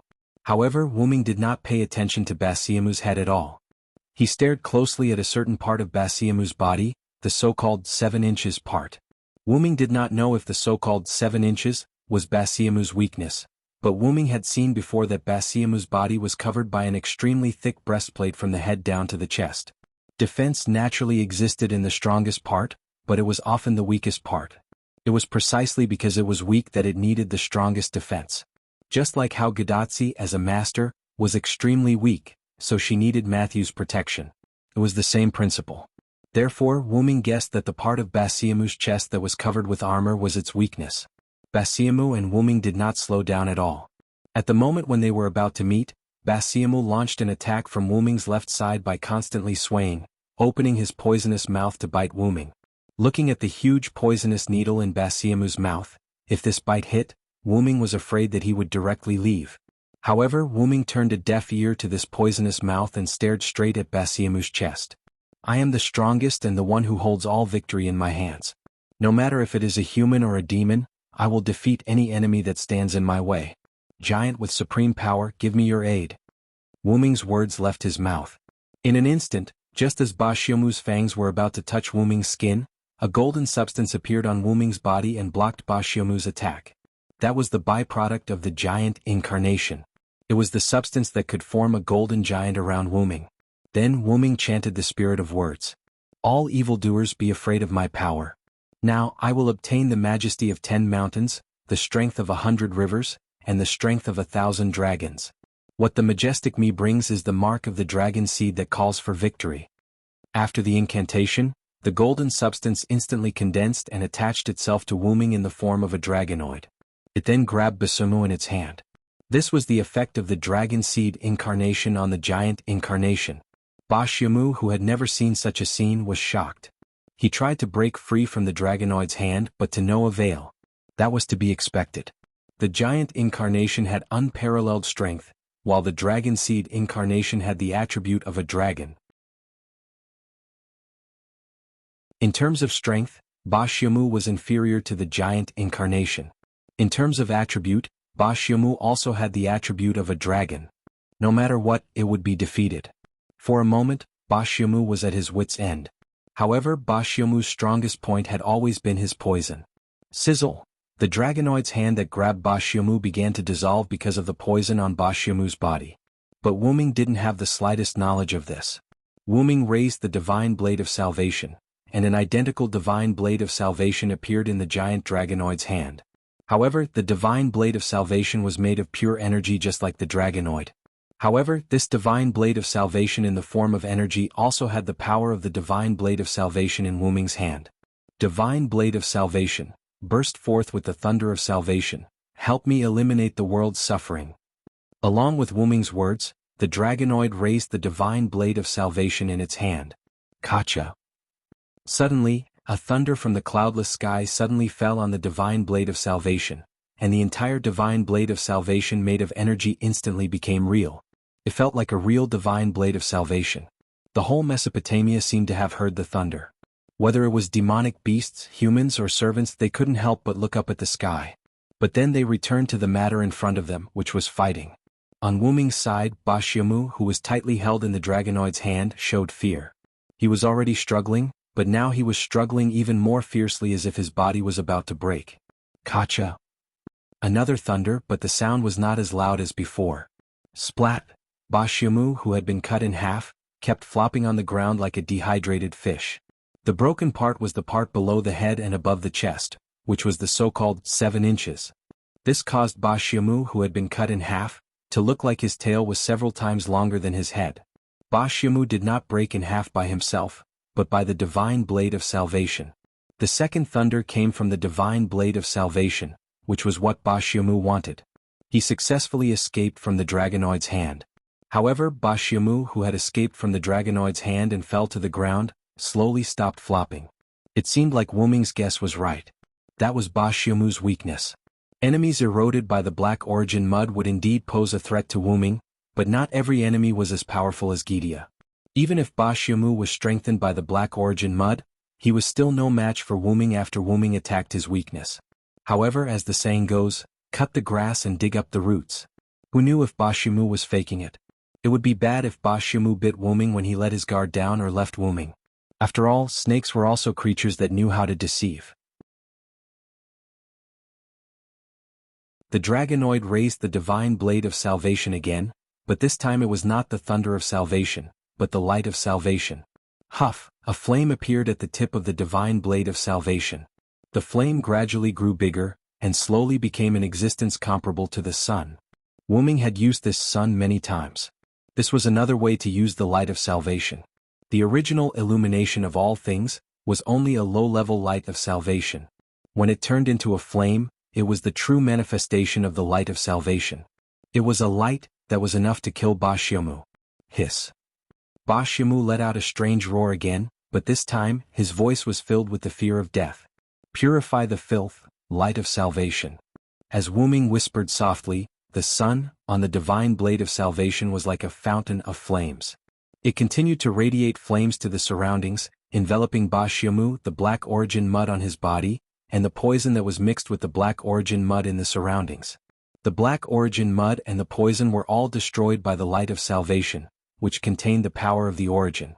Ba Xiaomu, on the other hand, died completely in the sound of burning flames.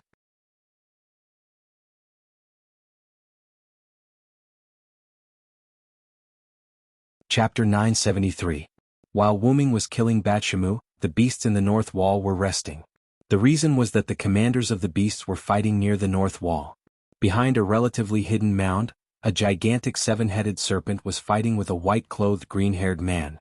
The two were precisely Muzamaf and the fake that had taken over Enkidu's body. However, he couldn't be called the fake Enkidu, so he decided to call him Jianghu for now. Hiss, as a huge seven-headed snake, Musu Mafu didn't rush up to fight with Jianghu. Instead, he fought with Jianghu like a kite, as if he didn't want to launch a severe attack on Jianghu, but also didn't want Jianghu to leave. Jianghu had a tangled expression on his face. As the son of the Warcraft goddess, Jianghu had heard Gorgon's roar just now. Although Jianghu was helpless to be regarded as a traitor by Gorgon, it could not be helped. He did not say it in front of that person, otherwise his brain would be affected. There was another thing that made Jianghu feel helpless. The other commanders really treated him as a traitor. He wasn't a traitor. Even if he was, he couldn't fight with Muzamaf, who was also a commander. Fortunately, Muzamaf didn't have the intention to fight. Muzamaf, I know you are afraid of me.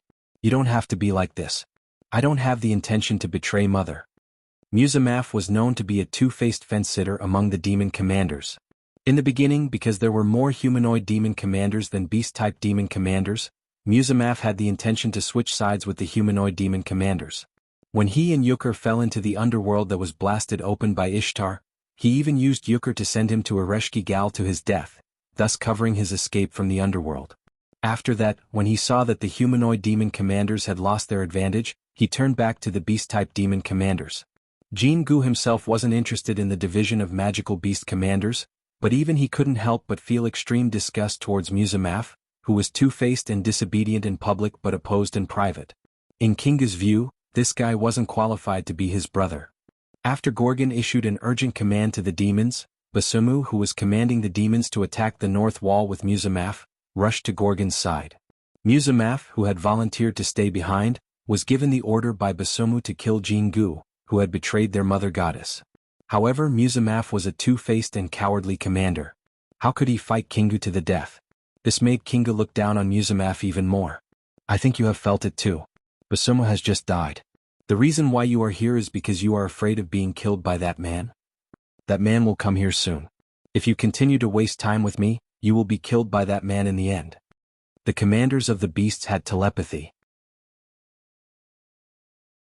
Kingu had felt it when Basumu was killed by Wu Ming. Kingu believed that Muzamaf must have felt it too, and Kingu was prepared to use this to scare Muzamaf away. However, the cowardly Muzamaf didn't show any signs of retreating even though his 7 heads showed a trace of fear. This was because he had also sensed that his mother goddess was rushing over. The fear on Muzamaf's 7 heads was only because he was afraid of the man Kingu had mentioned. He had stayed behind voluntarily because he was afraid of being killed by that man when he went to support his mother goddess. Sure enough, Basumu, who had gone to support his mother goddess, was killed. Although that man had already begun to rush over, the mother goddess was also rushing over. In fact, the mother goddess was one step ahead of that man. With the protection of the mother goddess, there was no need for him to be afraid. Kacha. A huge figure appeared from this huge rift valley. It was Gorgon, who had been corroded by the black mud. The originally pure white wings with a hint of gold had turned pitch black, and the purple snake hair had also turned dark purple. The originally pitch black scales had become even more filthy, as if they were full of curses. Finally, Gorgon's originally pure white skin was now shrouded in a black fog. Only his demonic eyes still shone with an ominous purple light. Being tainted by the black mud in the Rift Valley, Gorgon had become even crazier than an avenger. Kingo, you betrayed me. Gorgon, whose mind was already somewhat abnormal, bent down with a ferocious expression. He looked at Kingu in front of him and roared furiously, filled with the desire for revenge. Mother, you were too anxious and made the wrong judgment. As the child of the goddess of magical beasts, I would never betray her. Kingu faced Gorgon's huge head without showing any signs of being misunderstood. There was only calmness and a smile on his face. Gorgon widened her purple demonic eyes and looked at Kingu crazily without saying a word. After a short while, Gorgon slowly raised her body, perhaps admitting that she had made the wrong judgment. In short, Gorgon didn't look for trouble with Kingu. Kingu smiled when he saw this and then flew to Gorgon's ear. Mother, the landing of Kururu in the Persian Gulf was very successful, and Uzumughar is also entangled with Quizzard. Now we just need to break through the north wall and the humans will be in our pocket. Without responding to Kingu, Gorgon directly began to give orders. Magical beasts. Listen to my orders. The magical sound like a sound wave filled the minds of the magical beasts in the north wall. The magical beasts that were resting at the north wall all stood up. Destroy the humans. As soon as Gorgon's order came out, countless magical beasts rushed to the north wall. Musumafu also rushed to the north wall with the magical beasts. It could be seen that although Musumafu was two-faced and timid, as long as it was the order of the goddess, he would carry it out to the end. This was also the reason why Kinga didn't take the opportunity to get rid of Musumafu even though he hated him. When the guards on the northern wall saw this scene, they all became absent-minded. Some of them even dropped their weapons. They were desperate.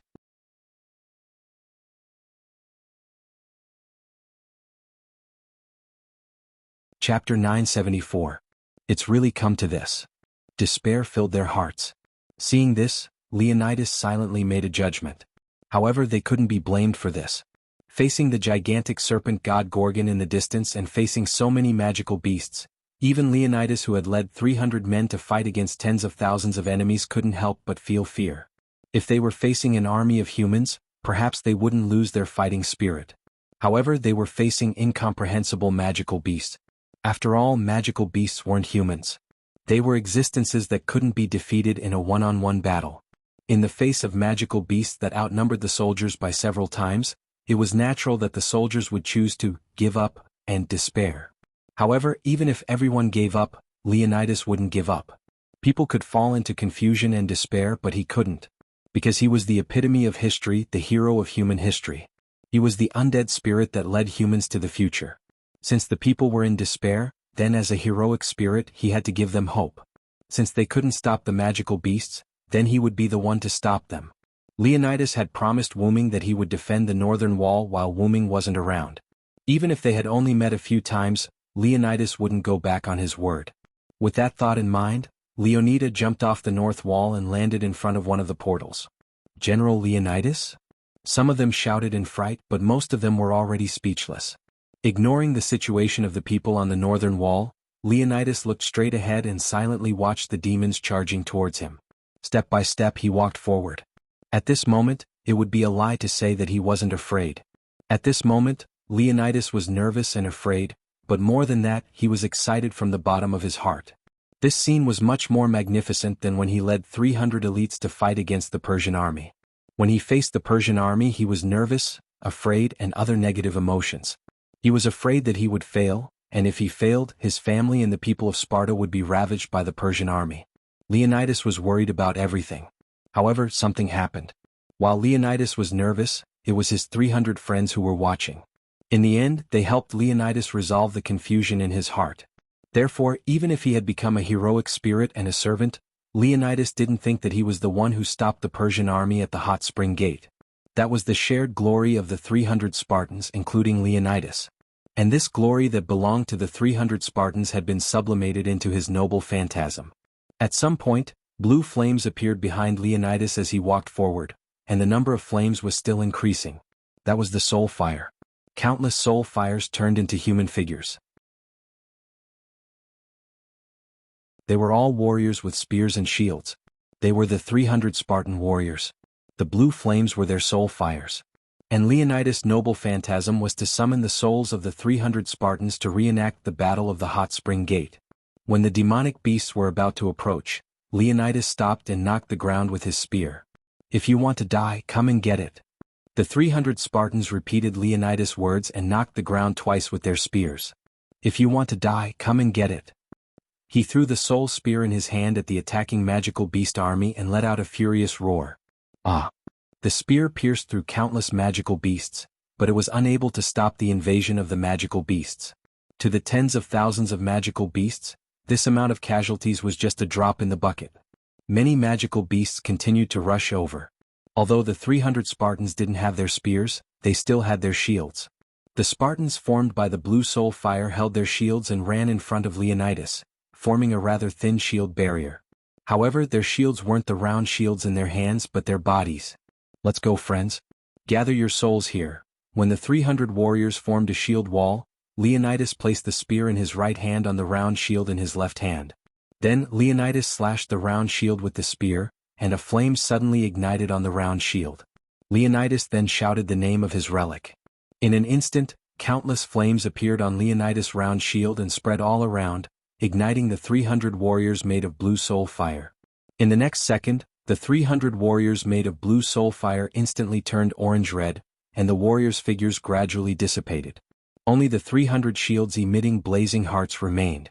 Countless soul fires turned into red round shields, neatly arranged in the air, forming a shield formation, forming a true shield wall.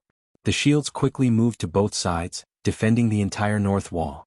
The 300 shields became dots, and between the dots, there was an orange-red light film. The seemingly thin light film added an impenetrable layer of defense to the north wall. At this moment, countless demonic beasts had arrived in front of the north wall, or rather, the light film. They crashed into Leonidas's relic using their teeth and claws, but no matter how hard they tried, they couldn't break through the defense of the shield wall. The people who saw this scene also recovered from their despair. They hadn't failed yet. With the help of the future heroes in human history, how could they fail? General Leonidas. The people guarding the north wall began to cheer for Leonidas, but at the same time, they didn't forget their duty. That was to guard the north wall as soldiers. One by one, the most powerful weapons for humans were activated, and the people were manually aiming at the demonic beast army, but they didn't dare to release the divine power seal. The soldiers were worried that releasing the divine power seal would destroy Leonidas's relic. Therefore, they could only watch in silence, clenching their fists, gritting their teeth, and blaming themselves for giving up just now. Leonidas, who turned back to look at this scene, smiled because the soldiers had regained their fighting spirit. As long as the soldiers' despair and giving up were dispelled, Leonidas felt that this trip was worth it, even if he had to sacrifice himself in front of the demonic beasts. However, in the next moment, something unexpected happened.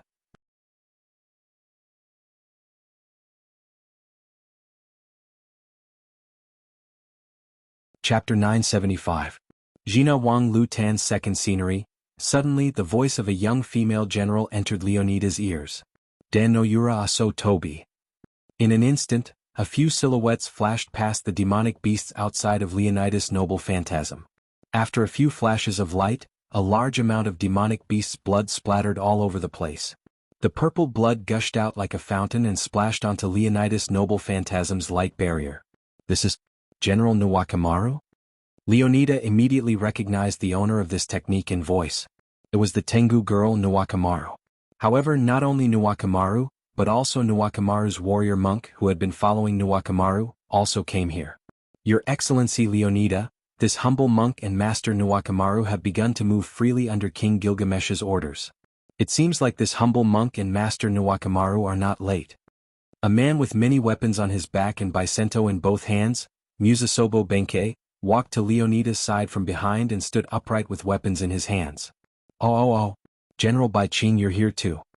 Leonidas was deeply moved. As a comrade who had fought alongside him, the meticulous Leonidas naturally sensed the fear of death in Takashi Kei's heart. He did not expect that Kei would be able to come to the front lines. If it was the Musasobo Benkei who didn't go through the beheading operation, no one would think that Musasobo Benkei was a coward. However, after surviving the beheading operation, Musasobo Benkei could be said to have changed into a different person, or it could be said that he no longer suppressed the fear in his heart. After that, everyone could see that Musasobo Benkei was afraid of the battlefield and demonic beasts. And of course, those who saw Musasobo Benkei's cowardice included Leonida. However, the cowardly Musasobo Benkei came to the front line with Nuwakamaru. How could Leonida not be surprised? This humble monk is just a coward who carries the name of Musasobo Benkei. Since this humble monk carries the name of Musasobo Benkei, this humble monk will fulfill the duty of Musasobo Benkei and follow Master Nuwakamaru at all times. Musasobo Benkei, or rather the Sea Lord who carried the name of Musasobo Benkei, said something that surprised Leonida's words. Leonida could tell that this soldier monk wasn't lying. He stared straight at Nuwakamaru, who was flying up and down among the demonic beasts without the slightest hint of fear or cowardice. Ah! Looks like King Gilgamesh's decision to let you stay by General Nuwakamaru's side is quite effective. Leonida laughed heartily. As a hero who left his name in human history, the soldier monk standing next to Leonidas, regardless of whether it was Bianqing of Musashi or Haizun of Jianghu, as long as he was still a heroic spirit, he would definitely be able to overcome the fear in his heart. The only thing that would affect him was when he would wake up. Gilgamesh knew this very well, which was why he let Musasobo Benkei stay by Nuwakamaru's side. Nuwakamaru didn't disappoint and successfully pulled Musasobo Benkei back from the hell of cowardice. Ahem. General Leonida, we are still at war. Musasobo Benkei couldn't help but remind him. Leonida's laughter sounded like a party. Leonida's laughter wasn't soft. Not only did Musasobo Benkei hear it, but even Nuwakamaru, who was fighting the demonic beasts outside the light barrier, heard it. General Leonida, this isn't the time to laugh, right? How long can your noble phantasm last? Nuwakamaru, who was jumping around and killing the demonic beasts, one of the Nuwakamaru who was closest to Leonida, couldn't help but complain. Then he quickly asked about the matter at hand. Nyo Rowan, who used the eightfold jump, used the demonic beasts as a springboard. The demonic beasts could not hurt Nyo Rowan at all, but she could only create a few clones after using the eightfold jump. On the other hand, there were thousands of demonic beasts. She might not be able to kill them all even if she spent a day killing them. It was not a good idea to continue wasting time like this. Besides, it was also beneficial for them to know the duration of Leonidas' noble phantasm. I'm sorry, my noble phantasm can only last for a short period of time. It's reaching its limit soon. Just like what Leonidas said, his noble phantasm could only last for a short period of time. The reason why Leonidas sacrificed himself to protect his allies at Hot Spring Gate was to give his comrades the opportunity to counterattack. Leonidas believed that they could do it and that they would be able to do it under his protection. His noble phantasm, the guardian of the Flame Gate, also appeared at Hot Spring Gate. However, it could only last for a short period of time. In addition, the demonic beasts were constantly attacking the light barrier. Even if Nuwakamaru started killing the demonic beasts, it was useless. This caused the duration of Leonida's noble phantasm to become shorter and shorter. Leonida originally wanted to revive the morale of his soldiers. He didn't even consider if he could survive this battle. It could be said that Leonida's mentality was exactly the same as Hot Spring Gate. He was already prepared to die. However, there was a difference between this and Hot Spring Gate. This time there were reinforcements. My noble phantasm is about to disappear. You guys should take this opportunity to retreat. After Leonida finished speaking, his noble phantasm's light barrier began to dim as if it was reaching its limit. Although there were reinforcements, it was still useless against such a large number of demonic beasts. Once the light barrier was broken, they would fall into the demonic beasts with Leonida. What awaited them was only death. Leonida didn't want Nuwakamaru and Musasobo Benkei to die with him. That was why he wanted Nuwakamaru and Musasobo Benkei to retreat while he could still hold on. No, Mr. Leonida, we don't need to retreat. Musasobo Benkei said something that confused Leonida. Just as Leonidas was about to ask, something unexpected happened. Countless vines rose from the ground outside the north wall and attacked the demonic beasts' abdomens from below. The demonic beasts didn't even have time to scream before they were torn apart by the vines that were still growing. Woo! A strange roar echoed throughout the north wall. This is... Leonida was shocked by the sudden appearance of the vines. But soon Leonida reacted. He had seen these vines before. They were the vines that blocked the demonic beasts for the incomplete north wall half a year ago. Although it had been half a year, Leonida still remembered it clearly. He couldn't be wrong. The one who did this must be mythical beast Fanbaba?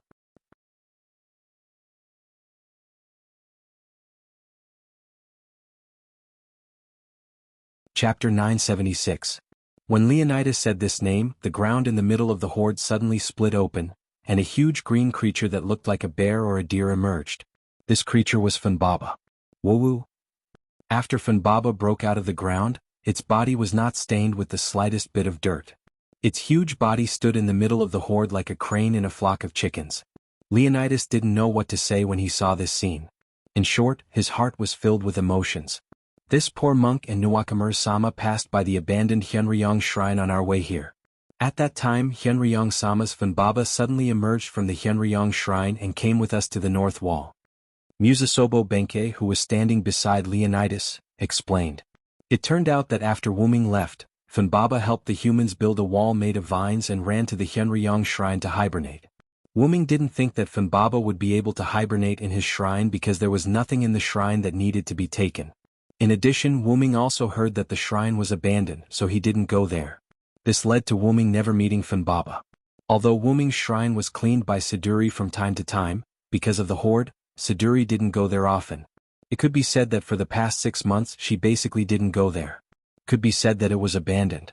After Wuming used Yggdrasil, which was one with Fanbaba, through the connection between the two, he accidentally woke up the sleeping Fanbaba. Fanbaba's arrival at this moment could be said to be a miracle for Leonidas because it gave him hope. This was the end of the Age of the Gods, a time when miracles still existed and mysteries had yet to completely disappear. Because of this, Leonidas did not repeat the mistakes of Hot Spring Gate. The reason why Fanbaba didn't make a move before was because it needed time to construct a new vine barrier. Nuwakimaru used his noble phantasm's remaining energy to display his amazing jumping ability. He jumped from the top of Leonidas' noble phantasm and landed steadily beside Leonidas and Musasobo Benkei. The vines that rose from the ground in front of the light continued to thicken and intertwine with each other. Just like Nuwakimaru said, they gradually formed a vine barrier and protected the entire north wall. At this time, Leonidas' noble phantasm couldn't hold on any longer. The light barrier directly dimmed, and the orange-red shield that connected all the light barriers directly shattered. Leonidas staggered, but before Musasobo Benkei could help him, Leonidas used his spear to support himself and stood up straight again. "Are you okay, Your Excellency Leonidas?" Musasobo Benkei couldn't help but ask. The consumption of magic is a bit high. After all, Leonidas' noble phantasm protected the entire north wall, so the consumption of magic was naturally not small. "Since you can still move, then you should be able to kill monsters," Nuwakimaru said as he used his thin green sword to pierce through the gaps of the vine barrier and kill the monsters that continuously attacked the vine barrier one by one. Although this was not the style of a general, at least he didn't have to worry about his life. It saved him time and energy, and he only needed to use his weapon to successfully stab the monsters. After all, this was war, and only victory was the foundation of everything. And with Fanbaba's surprise attack, no matter how many magic beasts there were, their efforts would be futile. Due to the impact of Fanbaba's appearance, countless monsters around were sent flying. Then, countless monsters swarmed towards Fanbaba, who wasn't a monster, and prepared to tear this enemy apart. They were under the influence of Gorgon and no longer had fear. Even if Fanbaba was a mythical monster, they still dared to rush up and kill it. However, even after 2 rounds of strengthening, the monsters were still no match for Fanbaba. The only advantage the monsters had was that they became fearless because of Gorgon's final command. If their opponent was a human, perhaps the monster's fearlessness would be extremely terrifying. Unfortunately, the monsters were facing a mythical monster, Fanbaba. Woo-woo! Fanbaba let out its unique roar while summoning vines from the ground to attack the monsters that approached it. The monsters couldn't get close to Funbaba at all. When they got close, they were either pierced by the vines or crushed by the vines. Countless monsters' blood splashed on the ground, but because of the distance, there wasn't a trace of purple blood within a few meters of Funbaba. It looked like it was handling the situation with ease. At this moment, Funbaba's hind legs were bent, its butt was on the ground, and it was using its forelimbs to support its body. It looked like Funbaba was quite noble. As more and more monsters were killed by Funbaba, Musu Maf, as the monster commander, made his move. The originally stable ground under Funbaba's feet suddenly bulged. Funbaba jumped to avoid the 7 snake heads that were trying to attack it. The vines paved the way for Funbaba. Funbaba wasn't stained by the blood on the ground at all. It changed to another place and used the vines to clean up all the monsters there. Funbaba once again sat down nobly and continued to clean up the monsters.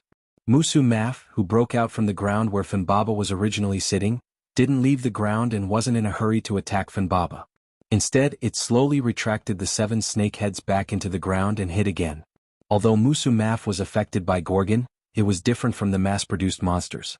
It didn't fall into a fanatical state where it didn't fear death. In other words, it could still use its brain. This could be seen from the fact that Musu Maf wanted to attack Funbaba from the ground. However, Funbaba was unmoved.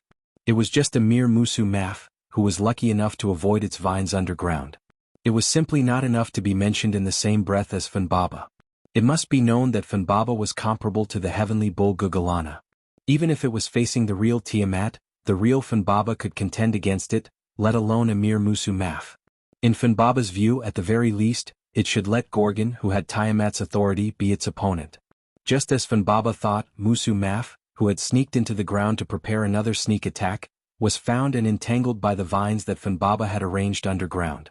The struggling Musu Maf drilled out from the ground. There were several injuries on its body. It seemed that it had suffered a big loss from Funbaba. At this time, Gorgon couldn't stand it anymore. Monsters attacked the north wall.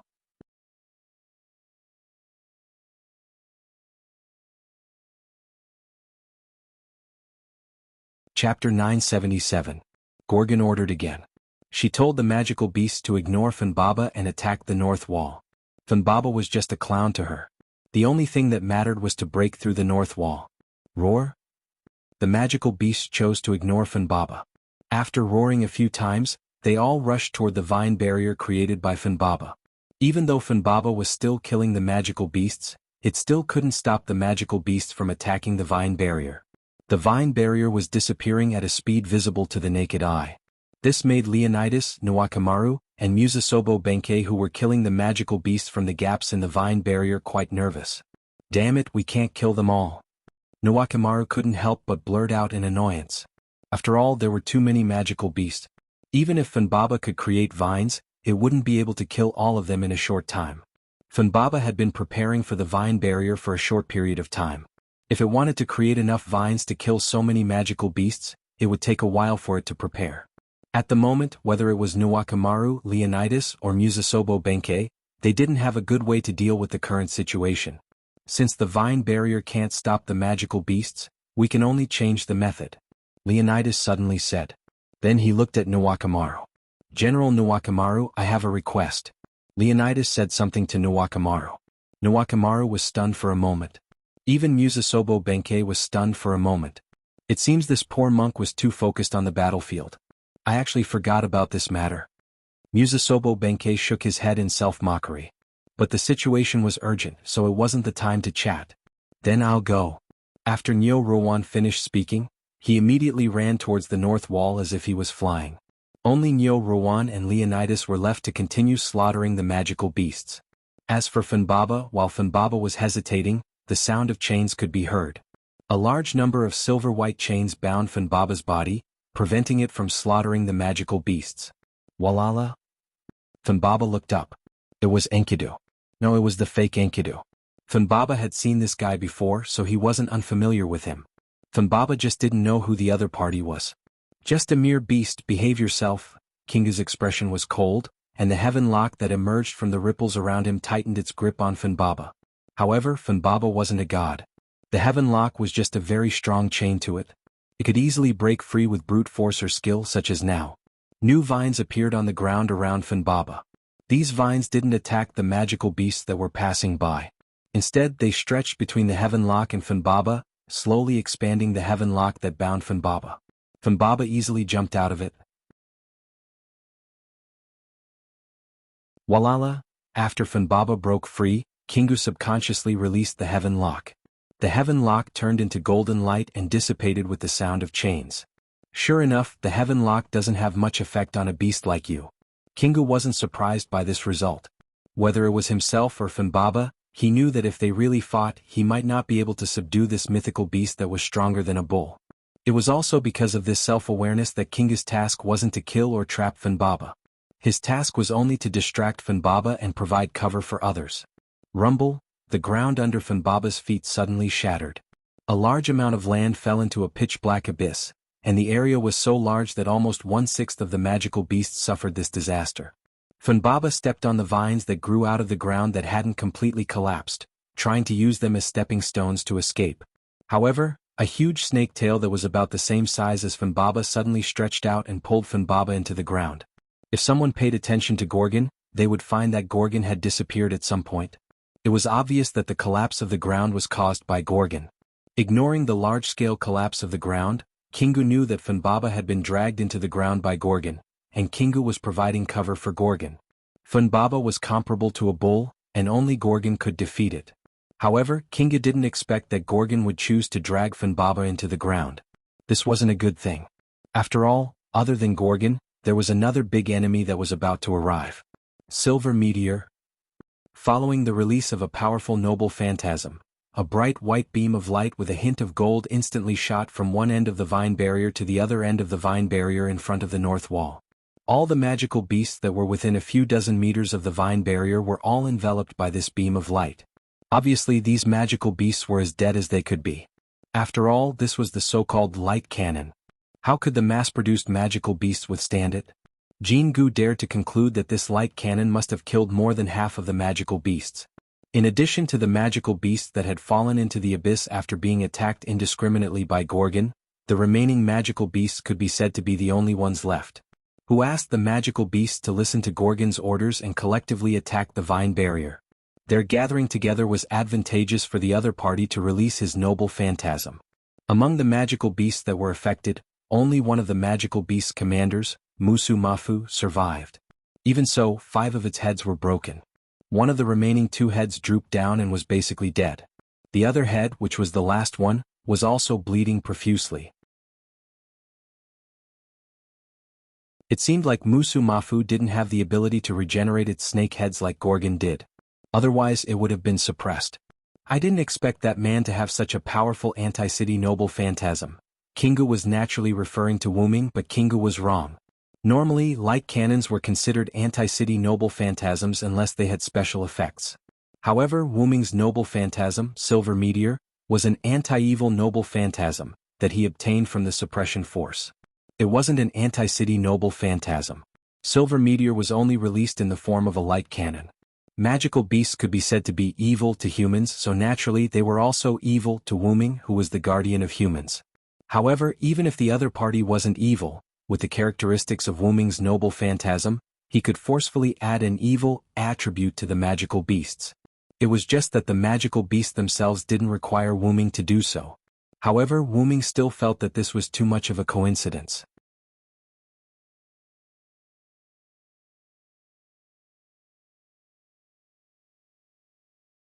Chapter 978. This was also the reason why one of the surviving demonic beast commanders, Musu Mafu, was in such a miserable state. If it weren't for the fact that there were too many demonic beasts, which helped Musu Mafu block a portion of the attack, Wuming's attack could have easily killed Musu Mafu. Silently shaking his head, Kingu wanted to give up on these demonic beasts. Anyway, his mother and the new humans were not harmed. As long as his mother came out, this world would be over. No one could stop his mother. Even that man, in Kingu's opinion, could not stop his mother from destroying Mesopotamia and cleansing the human race. After thinking about this, Kingu focused his eyes and looked in Wuming's direction. His mother was a great enemy, so he had to pay attention to her movements. Moreover, he was so far away, so he shouldn't be affected. With Enkidu's powerful eyesight, Kingu easily saw Wuming in the distance, who was holding a broken lightsaber. Ugh! This made Kingu feel a headache again and he couldn't help but groan. This made Kingu shocked. He was shocked because he still couldn't get used to facing that man, and the situation seemed to be getting worse. At this moment, Gorgon had run underground. This was really bad.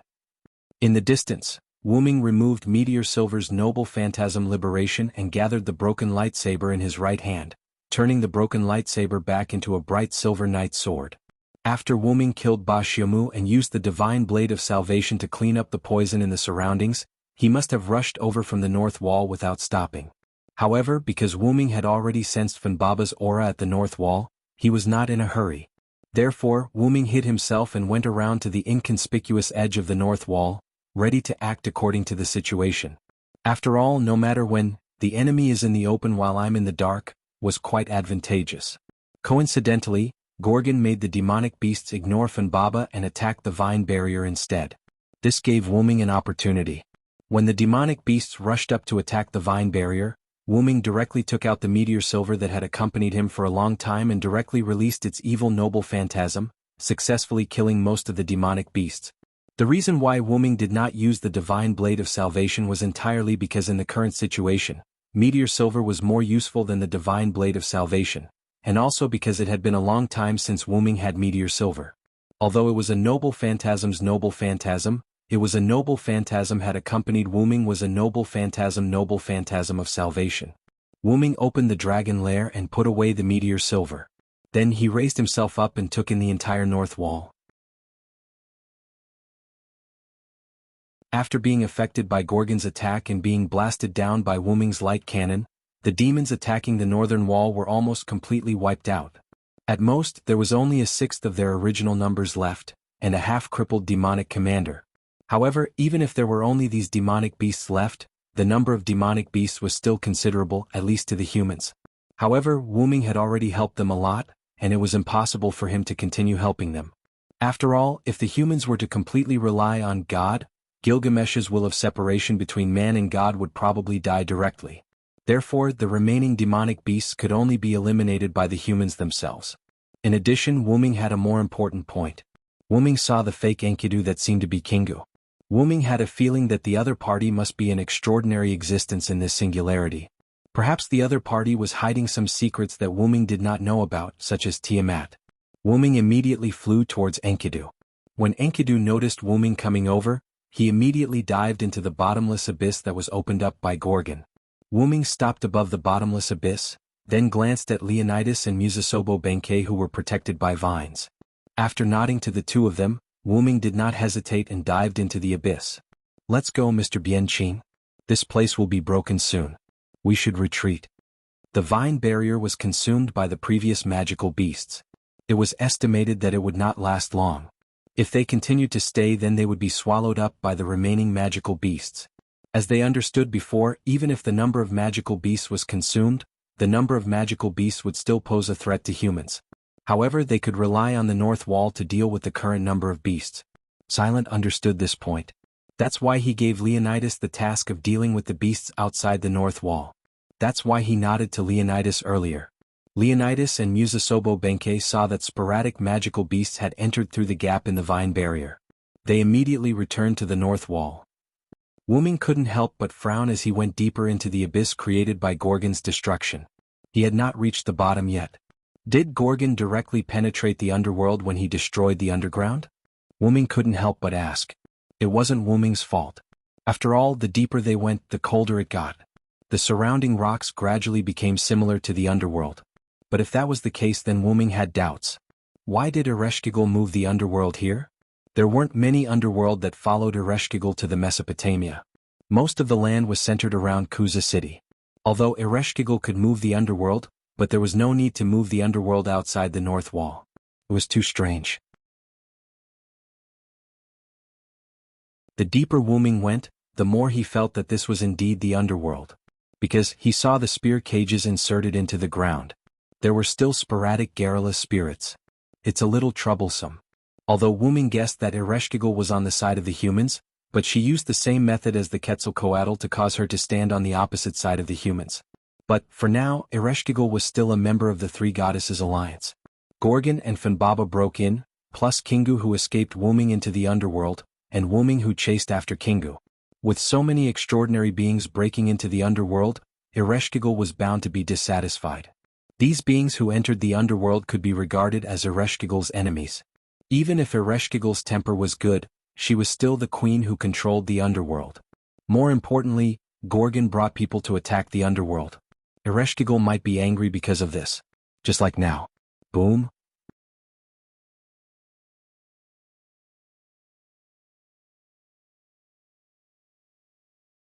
Chapter 979. The violent tremors shook the entire underworld. It was as if the Lord of the Underworld was enraged. And this angry Lord of the Underworld could only be Ereshkigal. Sure enough, she's angry. Wu Ming couldn't help but nod. He was right. It was like a person who liked to live alone. If several uninvited guests suddenly broke into this person's house, and they were the kind that fought, if Wu Ming was that person, Wu Ming would definitely be angry.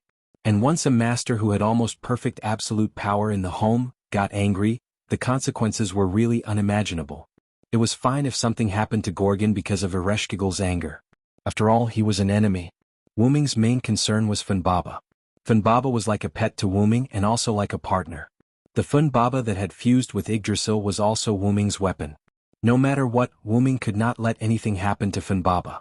With this thought in mind, Wu Ming sped up a little. After a while, Wu Ming finally left the long passage and really came to the underworld. Then he landed on a broken stone pillar. Wu Ming looked at the dim underworld. It was still the same realm filled with stone pillars and stone bridges, and it gave people a feeling that it was endless.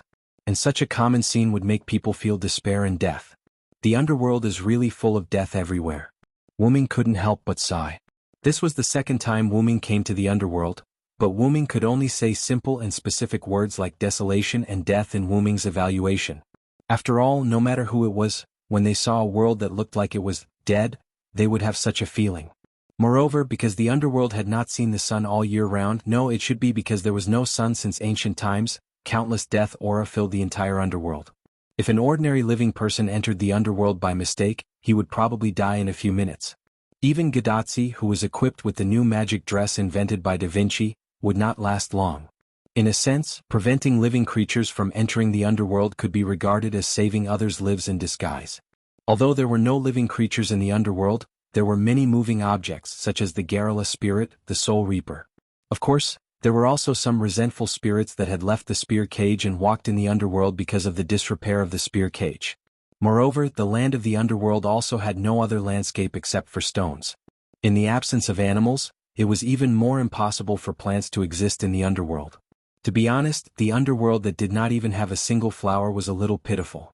In short, Ereshkigal's spear cage inserted into the ground could be regarded as a unique landscape in the underworld.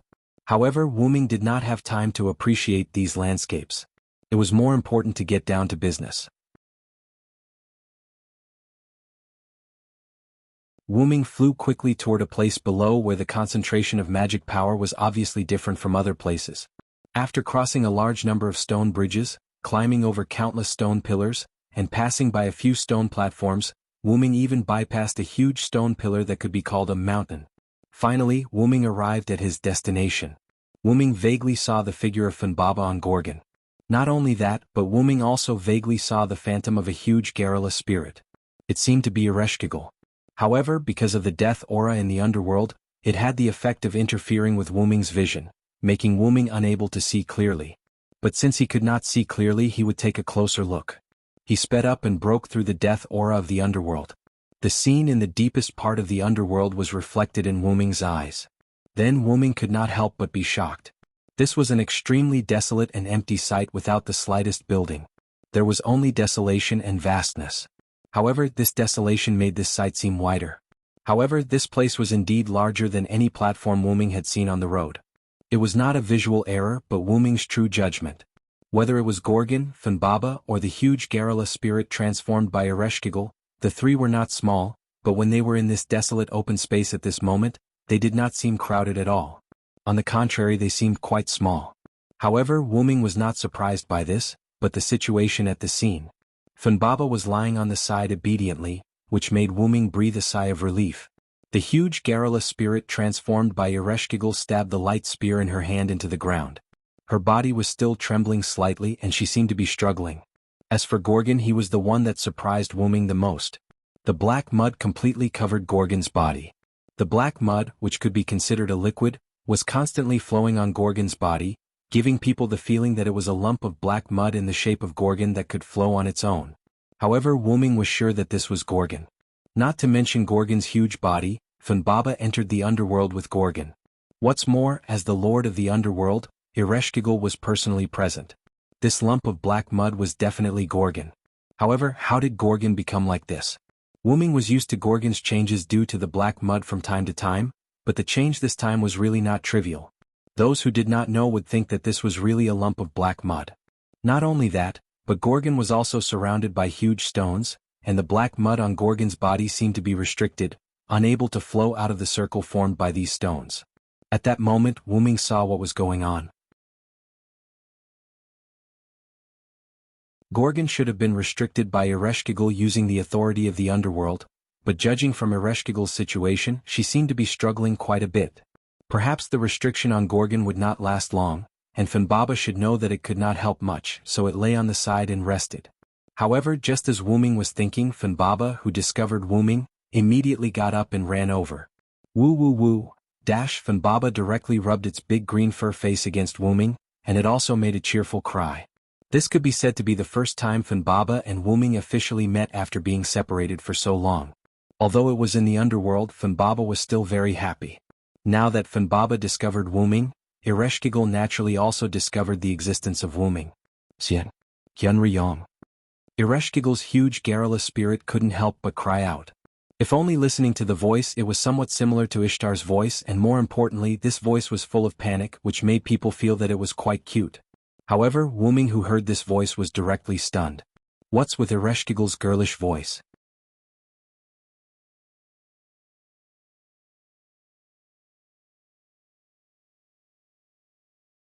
Chapter 980. Ereshkigal? Wu Ming asked doubtfully, and he couldn't help but raise his eyebrows.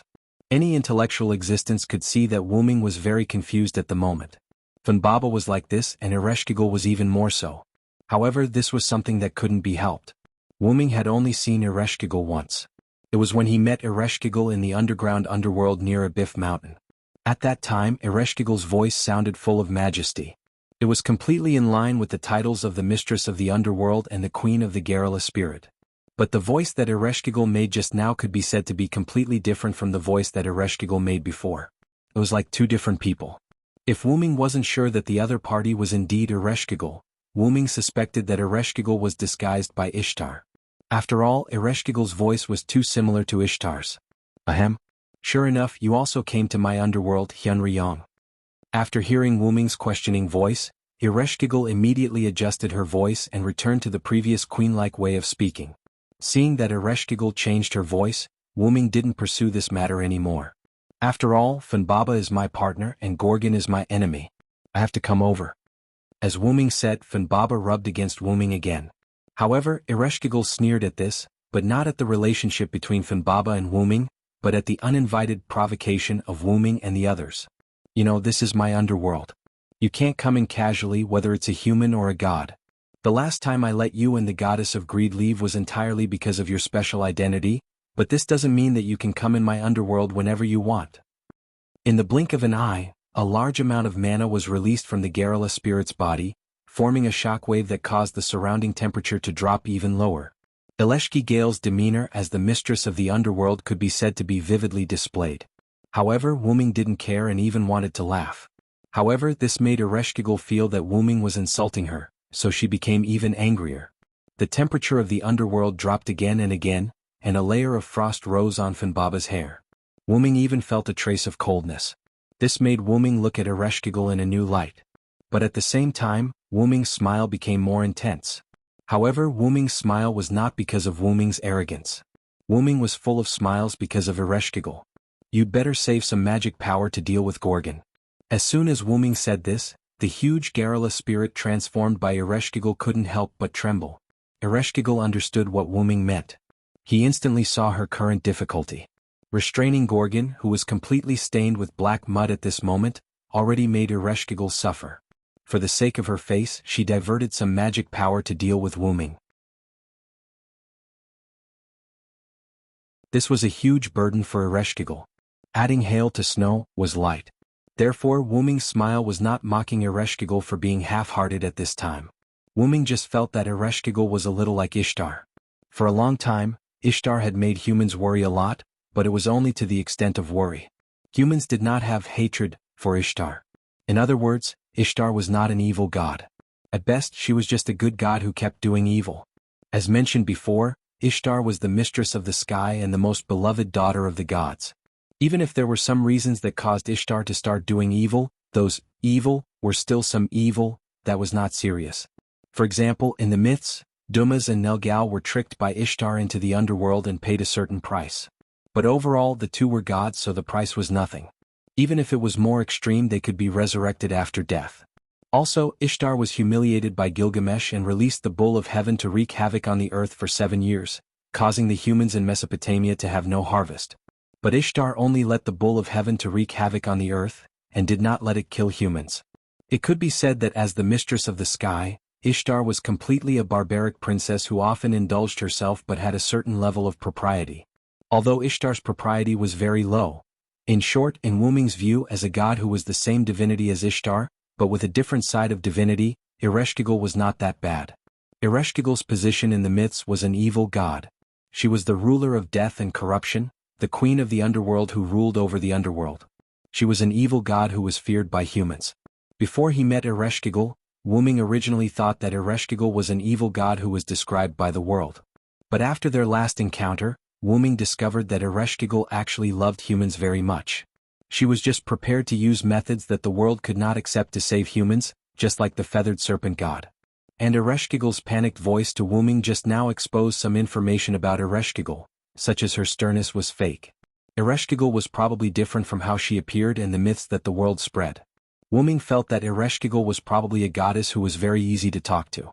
Ereshkigal and Ishtar were different sides of the same divinity. Ishtar was the mistress of the sky, a goddess who was in charge of harvest, a goddess who represented life, while Ereshkigal was the mistress of the underworld, a goddess who was in charge of corruption and death, a power that was undoubtedly feared. The powers of the two were opposite to each other to a certain extent. Since that was the case, their personalities might also be opposite. For example, Ishtar was the opposite of not easy to talk to at all and very arrogant, but Ereshkigal became very easy to talk to and kind to people. Wuming guessed that the world's fear of Ereshkigal was probably only because Ereshkigal was in charge of death, and Ereshkigal did not defend herself. Therefore, the human understanding of Ereshkigal stopped at a terrifying goddess. But because of this, Ereshkigal, who pretended to be cold and acted like a child in order to maintain the image that the world described, how could Wuming not feel gratified, amused, and laughed?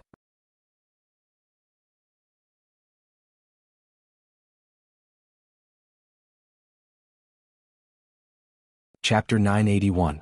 However, just 2 meetings could not prove anything at all. After all, these were just Wuming's guesses. Although they were close to the correct answer, guesses were still guesses. Before obtaining real information and hearing the truth from Ereshkigal, Wuming would not make a judgment easily. At that moment, Wuming no longer thought about this. Instead, he turned to pay attention to Gorgon. After all, Gorgon was quite attractive at the moment, but this attractive referred to the dangerous aspect. To understand Gorgon's situation, asking the person involved, Ereshkigal, was the most direct and effective way. Therefore Wuming spoke directly. Ereshkigal, before I arrived, what happened to Gorgon? If he wanted to deal with Gorgon, he had to know what happened to him to become like this. If he was not careful, the root of the black mud was likely to flow into the underworld. At this moment, Gorgon was already an accident, and Wuming did not want another accident to happen. The giant garrulous spirit transformed by Ereshkigal glanced at Wuming. Although its huge skeletal eyes did not have eyeballs, Wuming could feel that Ereshkigal was indeed glaring at him as if to say, "You are really rude." However, Ereshkigal finally told Wuming the truth. The battle between Gorgon and Fanbaba disturbed the garrulous spirit and affected the peace of the underworld. However, because of the suppression of the underworld, the two were only fighting with brute force, and it did not cause much damage to the underworld. After all, the underworld suppressed divinity. Although Fanbaba did not have divinity, it was not a living thing in a sense after fusing with Yggdrasil, so it would also be suppressed to a certain extent. However, the size of the two was there, and it did not matter if their abilities were suppressed. The result was just as Ereshkigal said, it became a situation of fighting with brute force. After that, I showed up and used the authority of the underworld to suppress Fanbaba and Gorgon. Even if the three goddesses' alliance was a cooperative relationship on the surface, it was a fact that Gorgon broke into Ereshkigal's territory and started a fight. However, because he did not attack Ereshkigal, Gorgon was not punished by the three goddesses' alliance. On the other hand, Ereshkigal used the authority of the underworld to suppress Ereshkigal and did not cause any harm to her. In addition, it was indeed Gorgon who broke into the territory of the other goddesses, so the alliance did not punish Ereshkigal. In this contradictory situation where both sides made mistakes and neither side was wrong, simply put, Gorgon would be suppressed in the underworld, but Ereshkigal could not hurt Gorgon. But for some reason, Gorgon showed signs of resisting the suppression of the underworld. It should be known that any god who entered the underworld would be suppressed, and Ereshkigal was a god who was born to manage the underworld. She was even given the authority to be invincible in the underworld.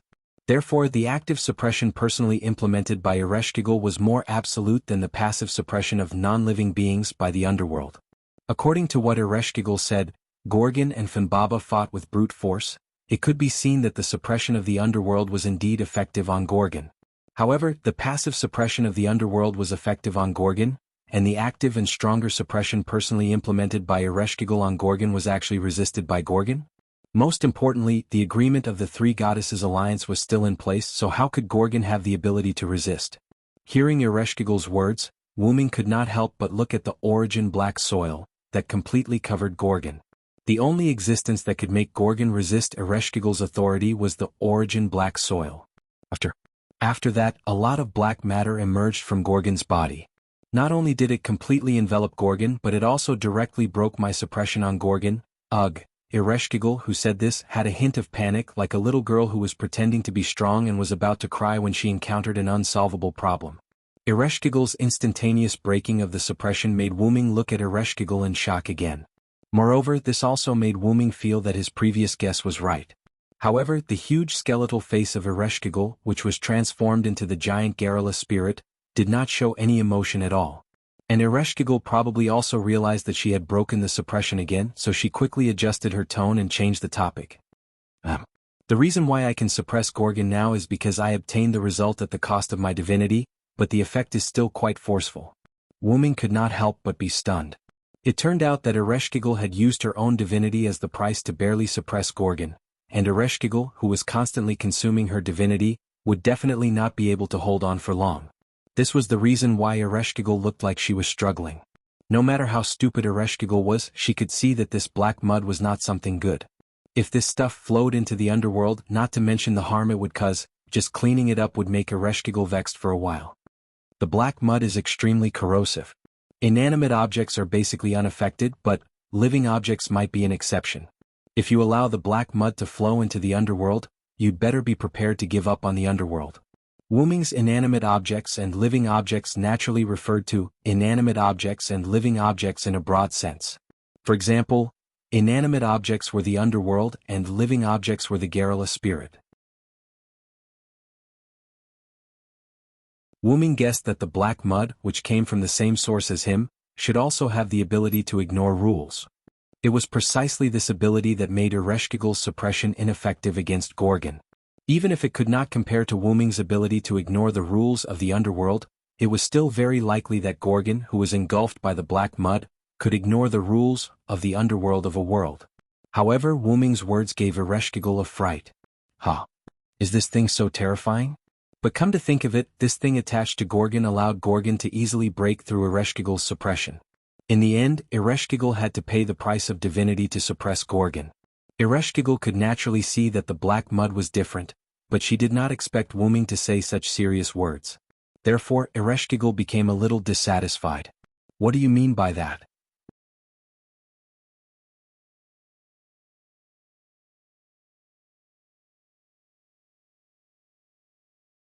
Chapter 982. To be honest, Wuming's words made Ereshkigal a little unhappy. What did he mean by giving up the underworld? As the mistress of the underworld, Ereshkigal seemed to have unlimited power. She held the authority of the underworld and could be said to be an invincible existence in the underworld. However, the disadvantage was quite obvious. Ereshkigal could not leave the underworld. It was not that Ereshkigal was unwilling to leave the underworld. She had no choice.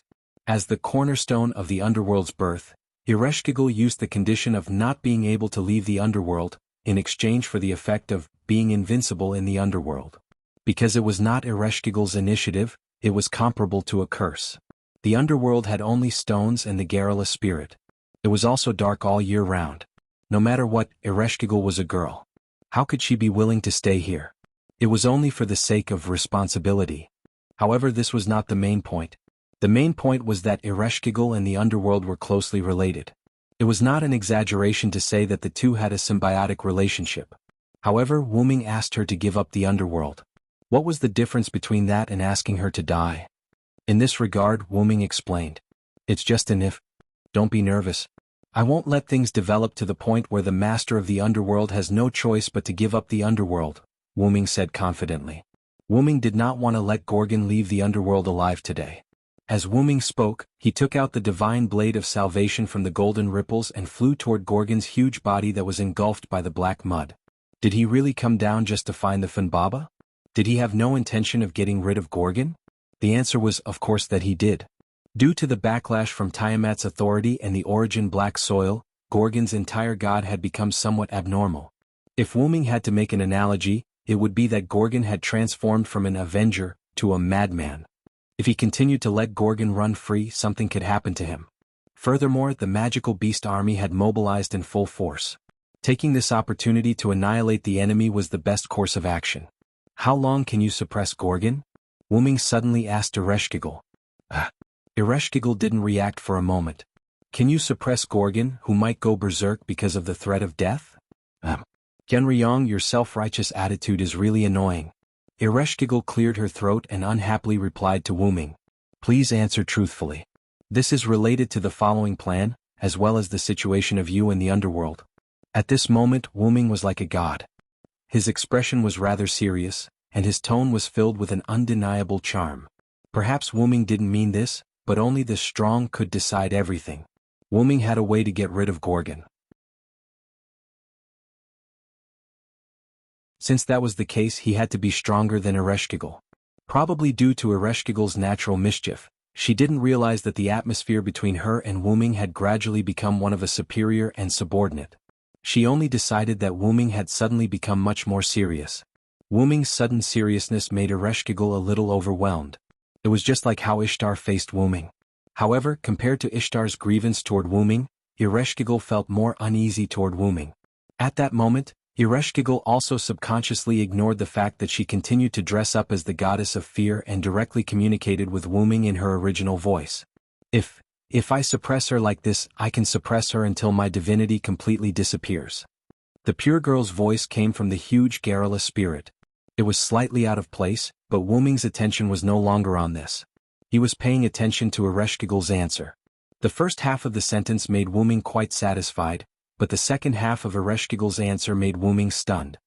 As for whether I can suppress Gorgon, who went berserk due to the threat of death, I don't know, Ereshkigal answered Wuming rather weakly. Probably because of her lack of confidence, Ereshkigal's last few words were pitifully soft. Fortunately, Wuming's hearing was good. However, Wuming hoped that he heard wrong. What do you mean you don't know? Wuming frowned. Ereshkigal's answer was related to the survival of the underworld. She gave Wuming an ambiguous answer like I don't know. How could Wuming deal with Gorgon next? Wuming was going to stab Gorgon's heart with the divine blade of salvation and use the power of the source in the divine blade of salvation to kill Gorgon as the core. In this way, these source black mud without a core were equivalent to lambs waiting to be slaughtered by Wuming. For the current Wuming to deal with the ownerless source black mud, Wuming expressed that it was a piece of cake. However, that was based on the assumption that Gorgon would not break Ereshkigal's suppression due to the threat of death. Although Wuming could still kill Gorgon, if Gorgon, as the source of the source black mud, broke through Ereshkigal's suppression and allowed the black mud to flow into the underworld, it would be quite troublesome to deal with the aftermath. In the event of an accident, Ereshkigal, who could not leave the underworld, might become the core of the next source black mud. Although Wuming and Ereshkigal had only met twice, Wuming had a good impression of Ereshkigal. Wuming did not want Ereshkigal to become his enemy. Of course, Even if the source black mud flowed into the underworld after Gorgon broke through Ereshkigal's suppression, Wu Ming had a way to get rid of the source black mud. However, in that case the underworld would probably be affected as well. In the best case it would be half destroyed, and in the worst case it would cease to exist.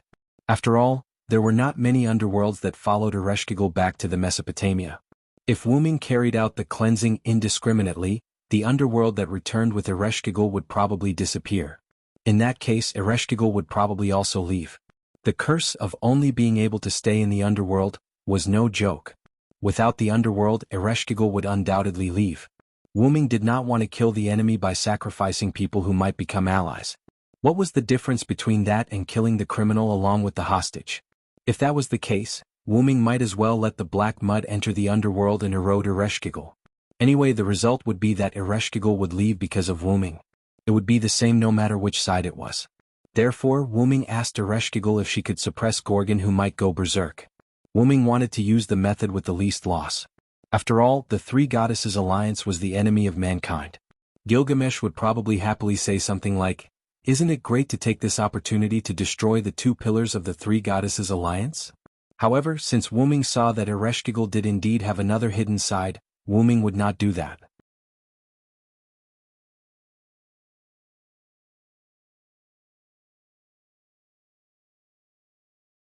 Chapter 983.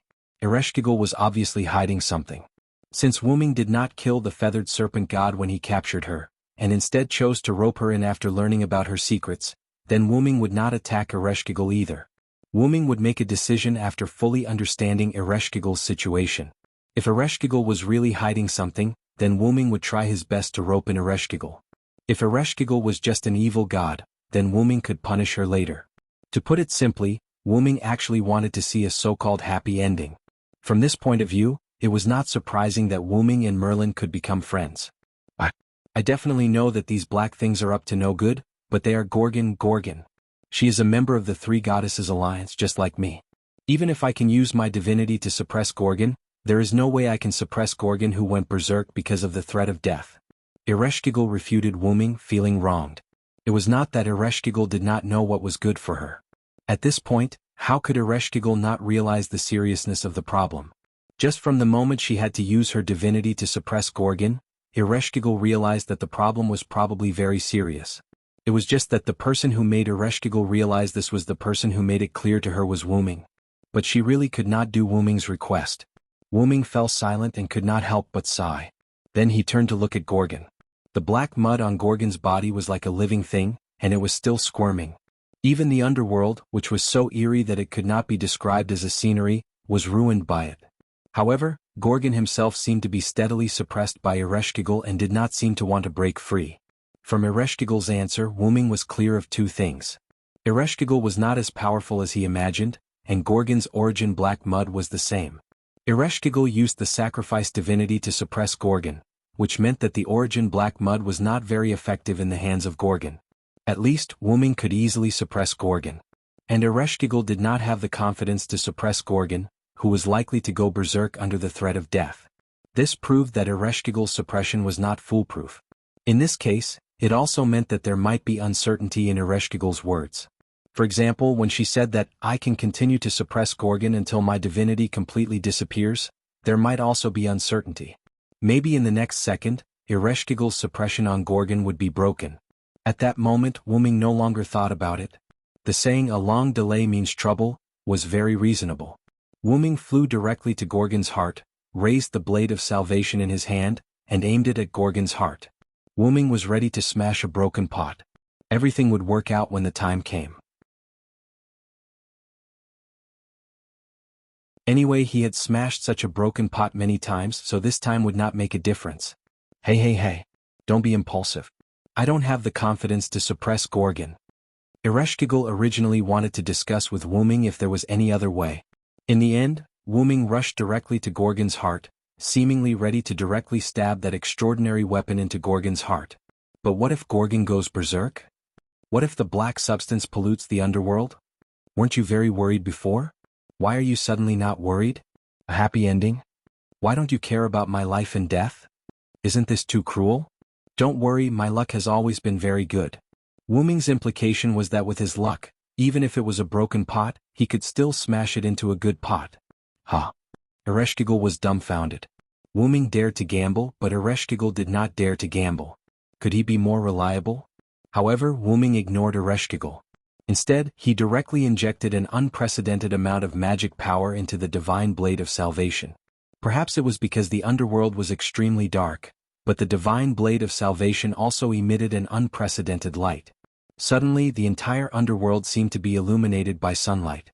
The underworld, which had never seen the light of day from the beginning, was illuminated by light. The garrula spirits hiding in the shadows were attracted by the light that scattered into the underworld, but because of the attribute restriction, they could not really touch the sunlight. They could only hide in the shadows and yearn for life. Even the undead yearned for the light full of life. No, it was more accurate to say that it was precisely because the undead had lost their lives that they yearned for the light that represented life. Not only the garrula spirits, but Ereshkigal also had a change in her soul. My underworld is filled with light. Legend had it that Ereshkigal had no desires, but no one in the world could truly have no desires, not even the gods. The reason why Ereshkigal had no desires was because she knew that her desires were impossible to achieve. Over time, many of the desires that Ereshkigal desired were either forgotten by Ereshkigal or buried in the bottom of Ereshkigal's heart. Among them, illuminating the underworld with light was one of Ereshkigal's desires. All of a sudden, the huge garrula spirit disappeared, and a blonde girl wearing a black and red cotton cloak and holding a spear of light appeared where the huge garrula spirit had disappeared. If Wu Ming looked back now, he would find that the blonde girl's face and Ishtar's face were exactly the same. The two could be said to be sharing the same object. However, Wu Ming was not in the mood to pay attention to this at the moment. Like a wet blanket, he stabbed the divine blade of salvation straight into Gorgon's heart. Before stabbing, Wu Ming shouted at Ereshkigal without looking back. Ereshkigal, prepare to welcome Gorgon's rampage. Hey hey hey? Accompanied by Wu Ming's stern words and Ereshkigal's panicked voice, Gorgon, who was covered in black mud, began to struggle violently. The platform where the two were on began to shake violently. The stone pillar that Ereshkigal used to suppress Gorgon gradually cracked and then suddenly broke. Kacha, kacha, kacha. In just one exchange, almost half of the dozen huge stone pillars that suppressed Gorgon broke. Although the remaining half of the stone pillars were still intact, there were also cracks. With all the stone pillars broken, it was only a matter of time before Gorgon broke free. Please, Meslamtia.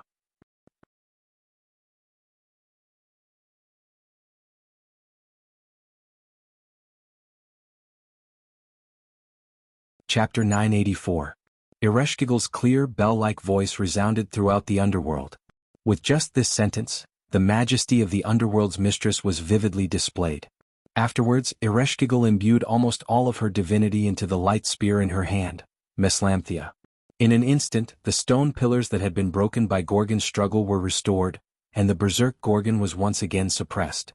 However, although she had successfully suppressed Gorgon again, the effect was not as effective as before. This was probably because Gorgon was currently under the threat of death. A large mouth split open on Gorgon's head, and an inhuman cry like that of a berserker came out from it. Gorgon's teeth, tongue and other organs could not be seen in this mouth. It was pitch black, and it seemed that Gorgon's body was also filled with black mud. Countless snake hair mixed with black mud rippled around Gorgon's head. Probably because it was suppressed, although the snake hair fluttered, it was as if it was drunk and swaying. Not only that, the black mud flowed out from the cracks in the stone pillars and began to gradually cover the surrounding space. It seemed that the method of mending the pen after the sheep was lost could not be compared to the previous method. Hey, Yunriyong. Hurry up and think of something. I can't hold on for long. Ereshkigal gritted her teeth as she looked at Wu Ming, who was floating in the air. This was partly because Ereshkigal was dissatisfied with Wu Ming's inaction at the moment, and also because of the difficulty of forcefully suppressing Gorgon. Wu Ming ignored Ereshkigal's complaints and observed his surroundings. Kingu actually did not appear. Wu Ming said indifferently. That's right, Wu Ming was actually waiting for Kingu to appear. Wu Ming originally thought that Kingu would appear when Gorgon's life was in danger. After all, from all the previous signs, it was clear that Kingu's concern for Gorgon came from the bottom of his heart and was not fake. But strangely, when Gorgon's life was in danger, Kingu did not appear. After all, Wu Ming had chased Kingu into the underworld.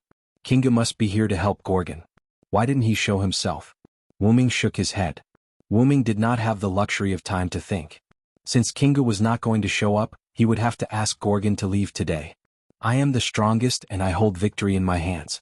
Be it human or demon, I am a person who can defeat all enemies, and I will defeat any enemy that stands in my way. Giants who possess unparalleled divine power, please help me. In an instant, Wu Ming's body exploded with extraordinary divine power. Golden light gathered on Wu Ming's right arm, forming a solid giant arm. Divinity? Ereshkigal was shocked. This was the underworld. Why wasn't the Hyunryong's divinity nullified? However, Wu Ming did not pay attention to Ereshkigal. Instead, he focused on Gorgon. Gorgon's rampage intensified as he sensed the threat of death. His huge body began to move violently as he once again let out that inhuman voice. It's over, Gorgon. Wu Ming used his huge golden right arm to hit Gorgon's heart. Only the hilt of the divine saber of salvation was exposed. In the next second, the divine saber of salvation that was wreaking havoc in Gorgon's heart sank into Gorgon's body. Then, Wu Ming released the true name of the divine saber of salvation, which had turned into his own noble artifact. Purify her, divine saber of salvation, Excalibur. The divine saber of salvation, which had completely sunk into Gorgon's heart, exploded with extreme power and reacted violently with Gorgon, who was completely covered by the black origin mud. This stimulation gave Gorgon a final burst of strength, and he instantly broke free from Ereshkigal's suppression. Ereshkigal slumped to the ground and even Meslamtia fell out of her hand. The stone pillars around Gorgon were all shattered and turned into supersonic bullets, scattering in all directions. Just as they were about to hit the unprepared Ereshkigal, a figure blocked in front of Ereshkigal. This person was Wu Ming. Wu Ming raised the huge right arm of the giant incarnation and blocked Ereshkigal, helping Ereshkigal block the gravel that could have killed her at this moment. Thank you. Ereshkigal, who was sitting on the ground in a duck posture, was stunned, but she still blurted out the words of gratitude, although it was more or less unnatural. This made Wu Ming turn his head to look at Ereshkigal. Why did you save me? Probably a little embarrassed by Wu Ming's gaze, Ereshkigal asked a question that was baffling to Wu Ming. After Ereshkigal asked this question, Wu Ming turned his head back and looked at Gorgon, who was about to die. I don't need a reason to save people. Ereshkigal was shocked by Wu Ming's words. What kind of answer was that? There was nothing wrong with that statement, but Ereshkigal did not think that this sentence was suitable for Wu Ming. Wu Ming immediately changed his words. I can't leave you in the lurch. You and I fought against Gorgon together so we can be considered as half a comrade. Moreover, I am Ishtar's teacher. Even if we have only met twice, you are still Ishtar's sister, so you can be considered as half a student of mine. Wu Ming was implying that it was natural for teachers to protect their students. However, Ereshkigal thought that these reasons were a little far-fetched. Wu Ming naturally understood that these words were indeed far-fetched. In fact, Wu Ming's real reason was that he believed that there was a hidden reason why Ereshkigal became the enemy of mankind. Wu Ming didn't think that a person who would subconsciously say thank you to someone who helped him was a bad person. If such a person was a bad person, then those who really committed all kinds of crimes didn't even deserve to be called a bad person. Although Wu Ming had a real reason, Wu Ming would not say it out loud because it would be disrespectful to Ereshkigal. I think you were forced. I think you are a good person, so I chose to save you. If Wu Ming said that, it would seem a little self-righteous. Although in Ereshkigal's opinion, Wu Ming was already very self-righteous. In short, the reason was not important. Wu Ming saved Ereshkigal, that was all. After understanding this point, Ereshkigal did not say anything else. Instead, she and Wu Ming looked at Gorgon. Gorgon's final radiance had ended. The black mud that covered Gorgon's body and the divine blade of salvation that erupted from Gorgon's heart had all been destroyed. Gorgon appeared in front of Wu Ming and Ereshkigal.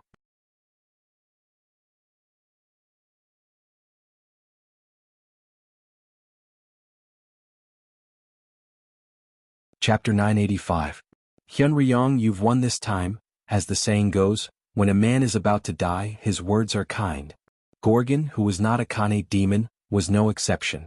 Gorgon, who realized that he was hopeless, did not have the viciousness of an avenger.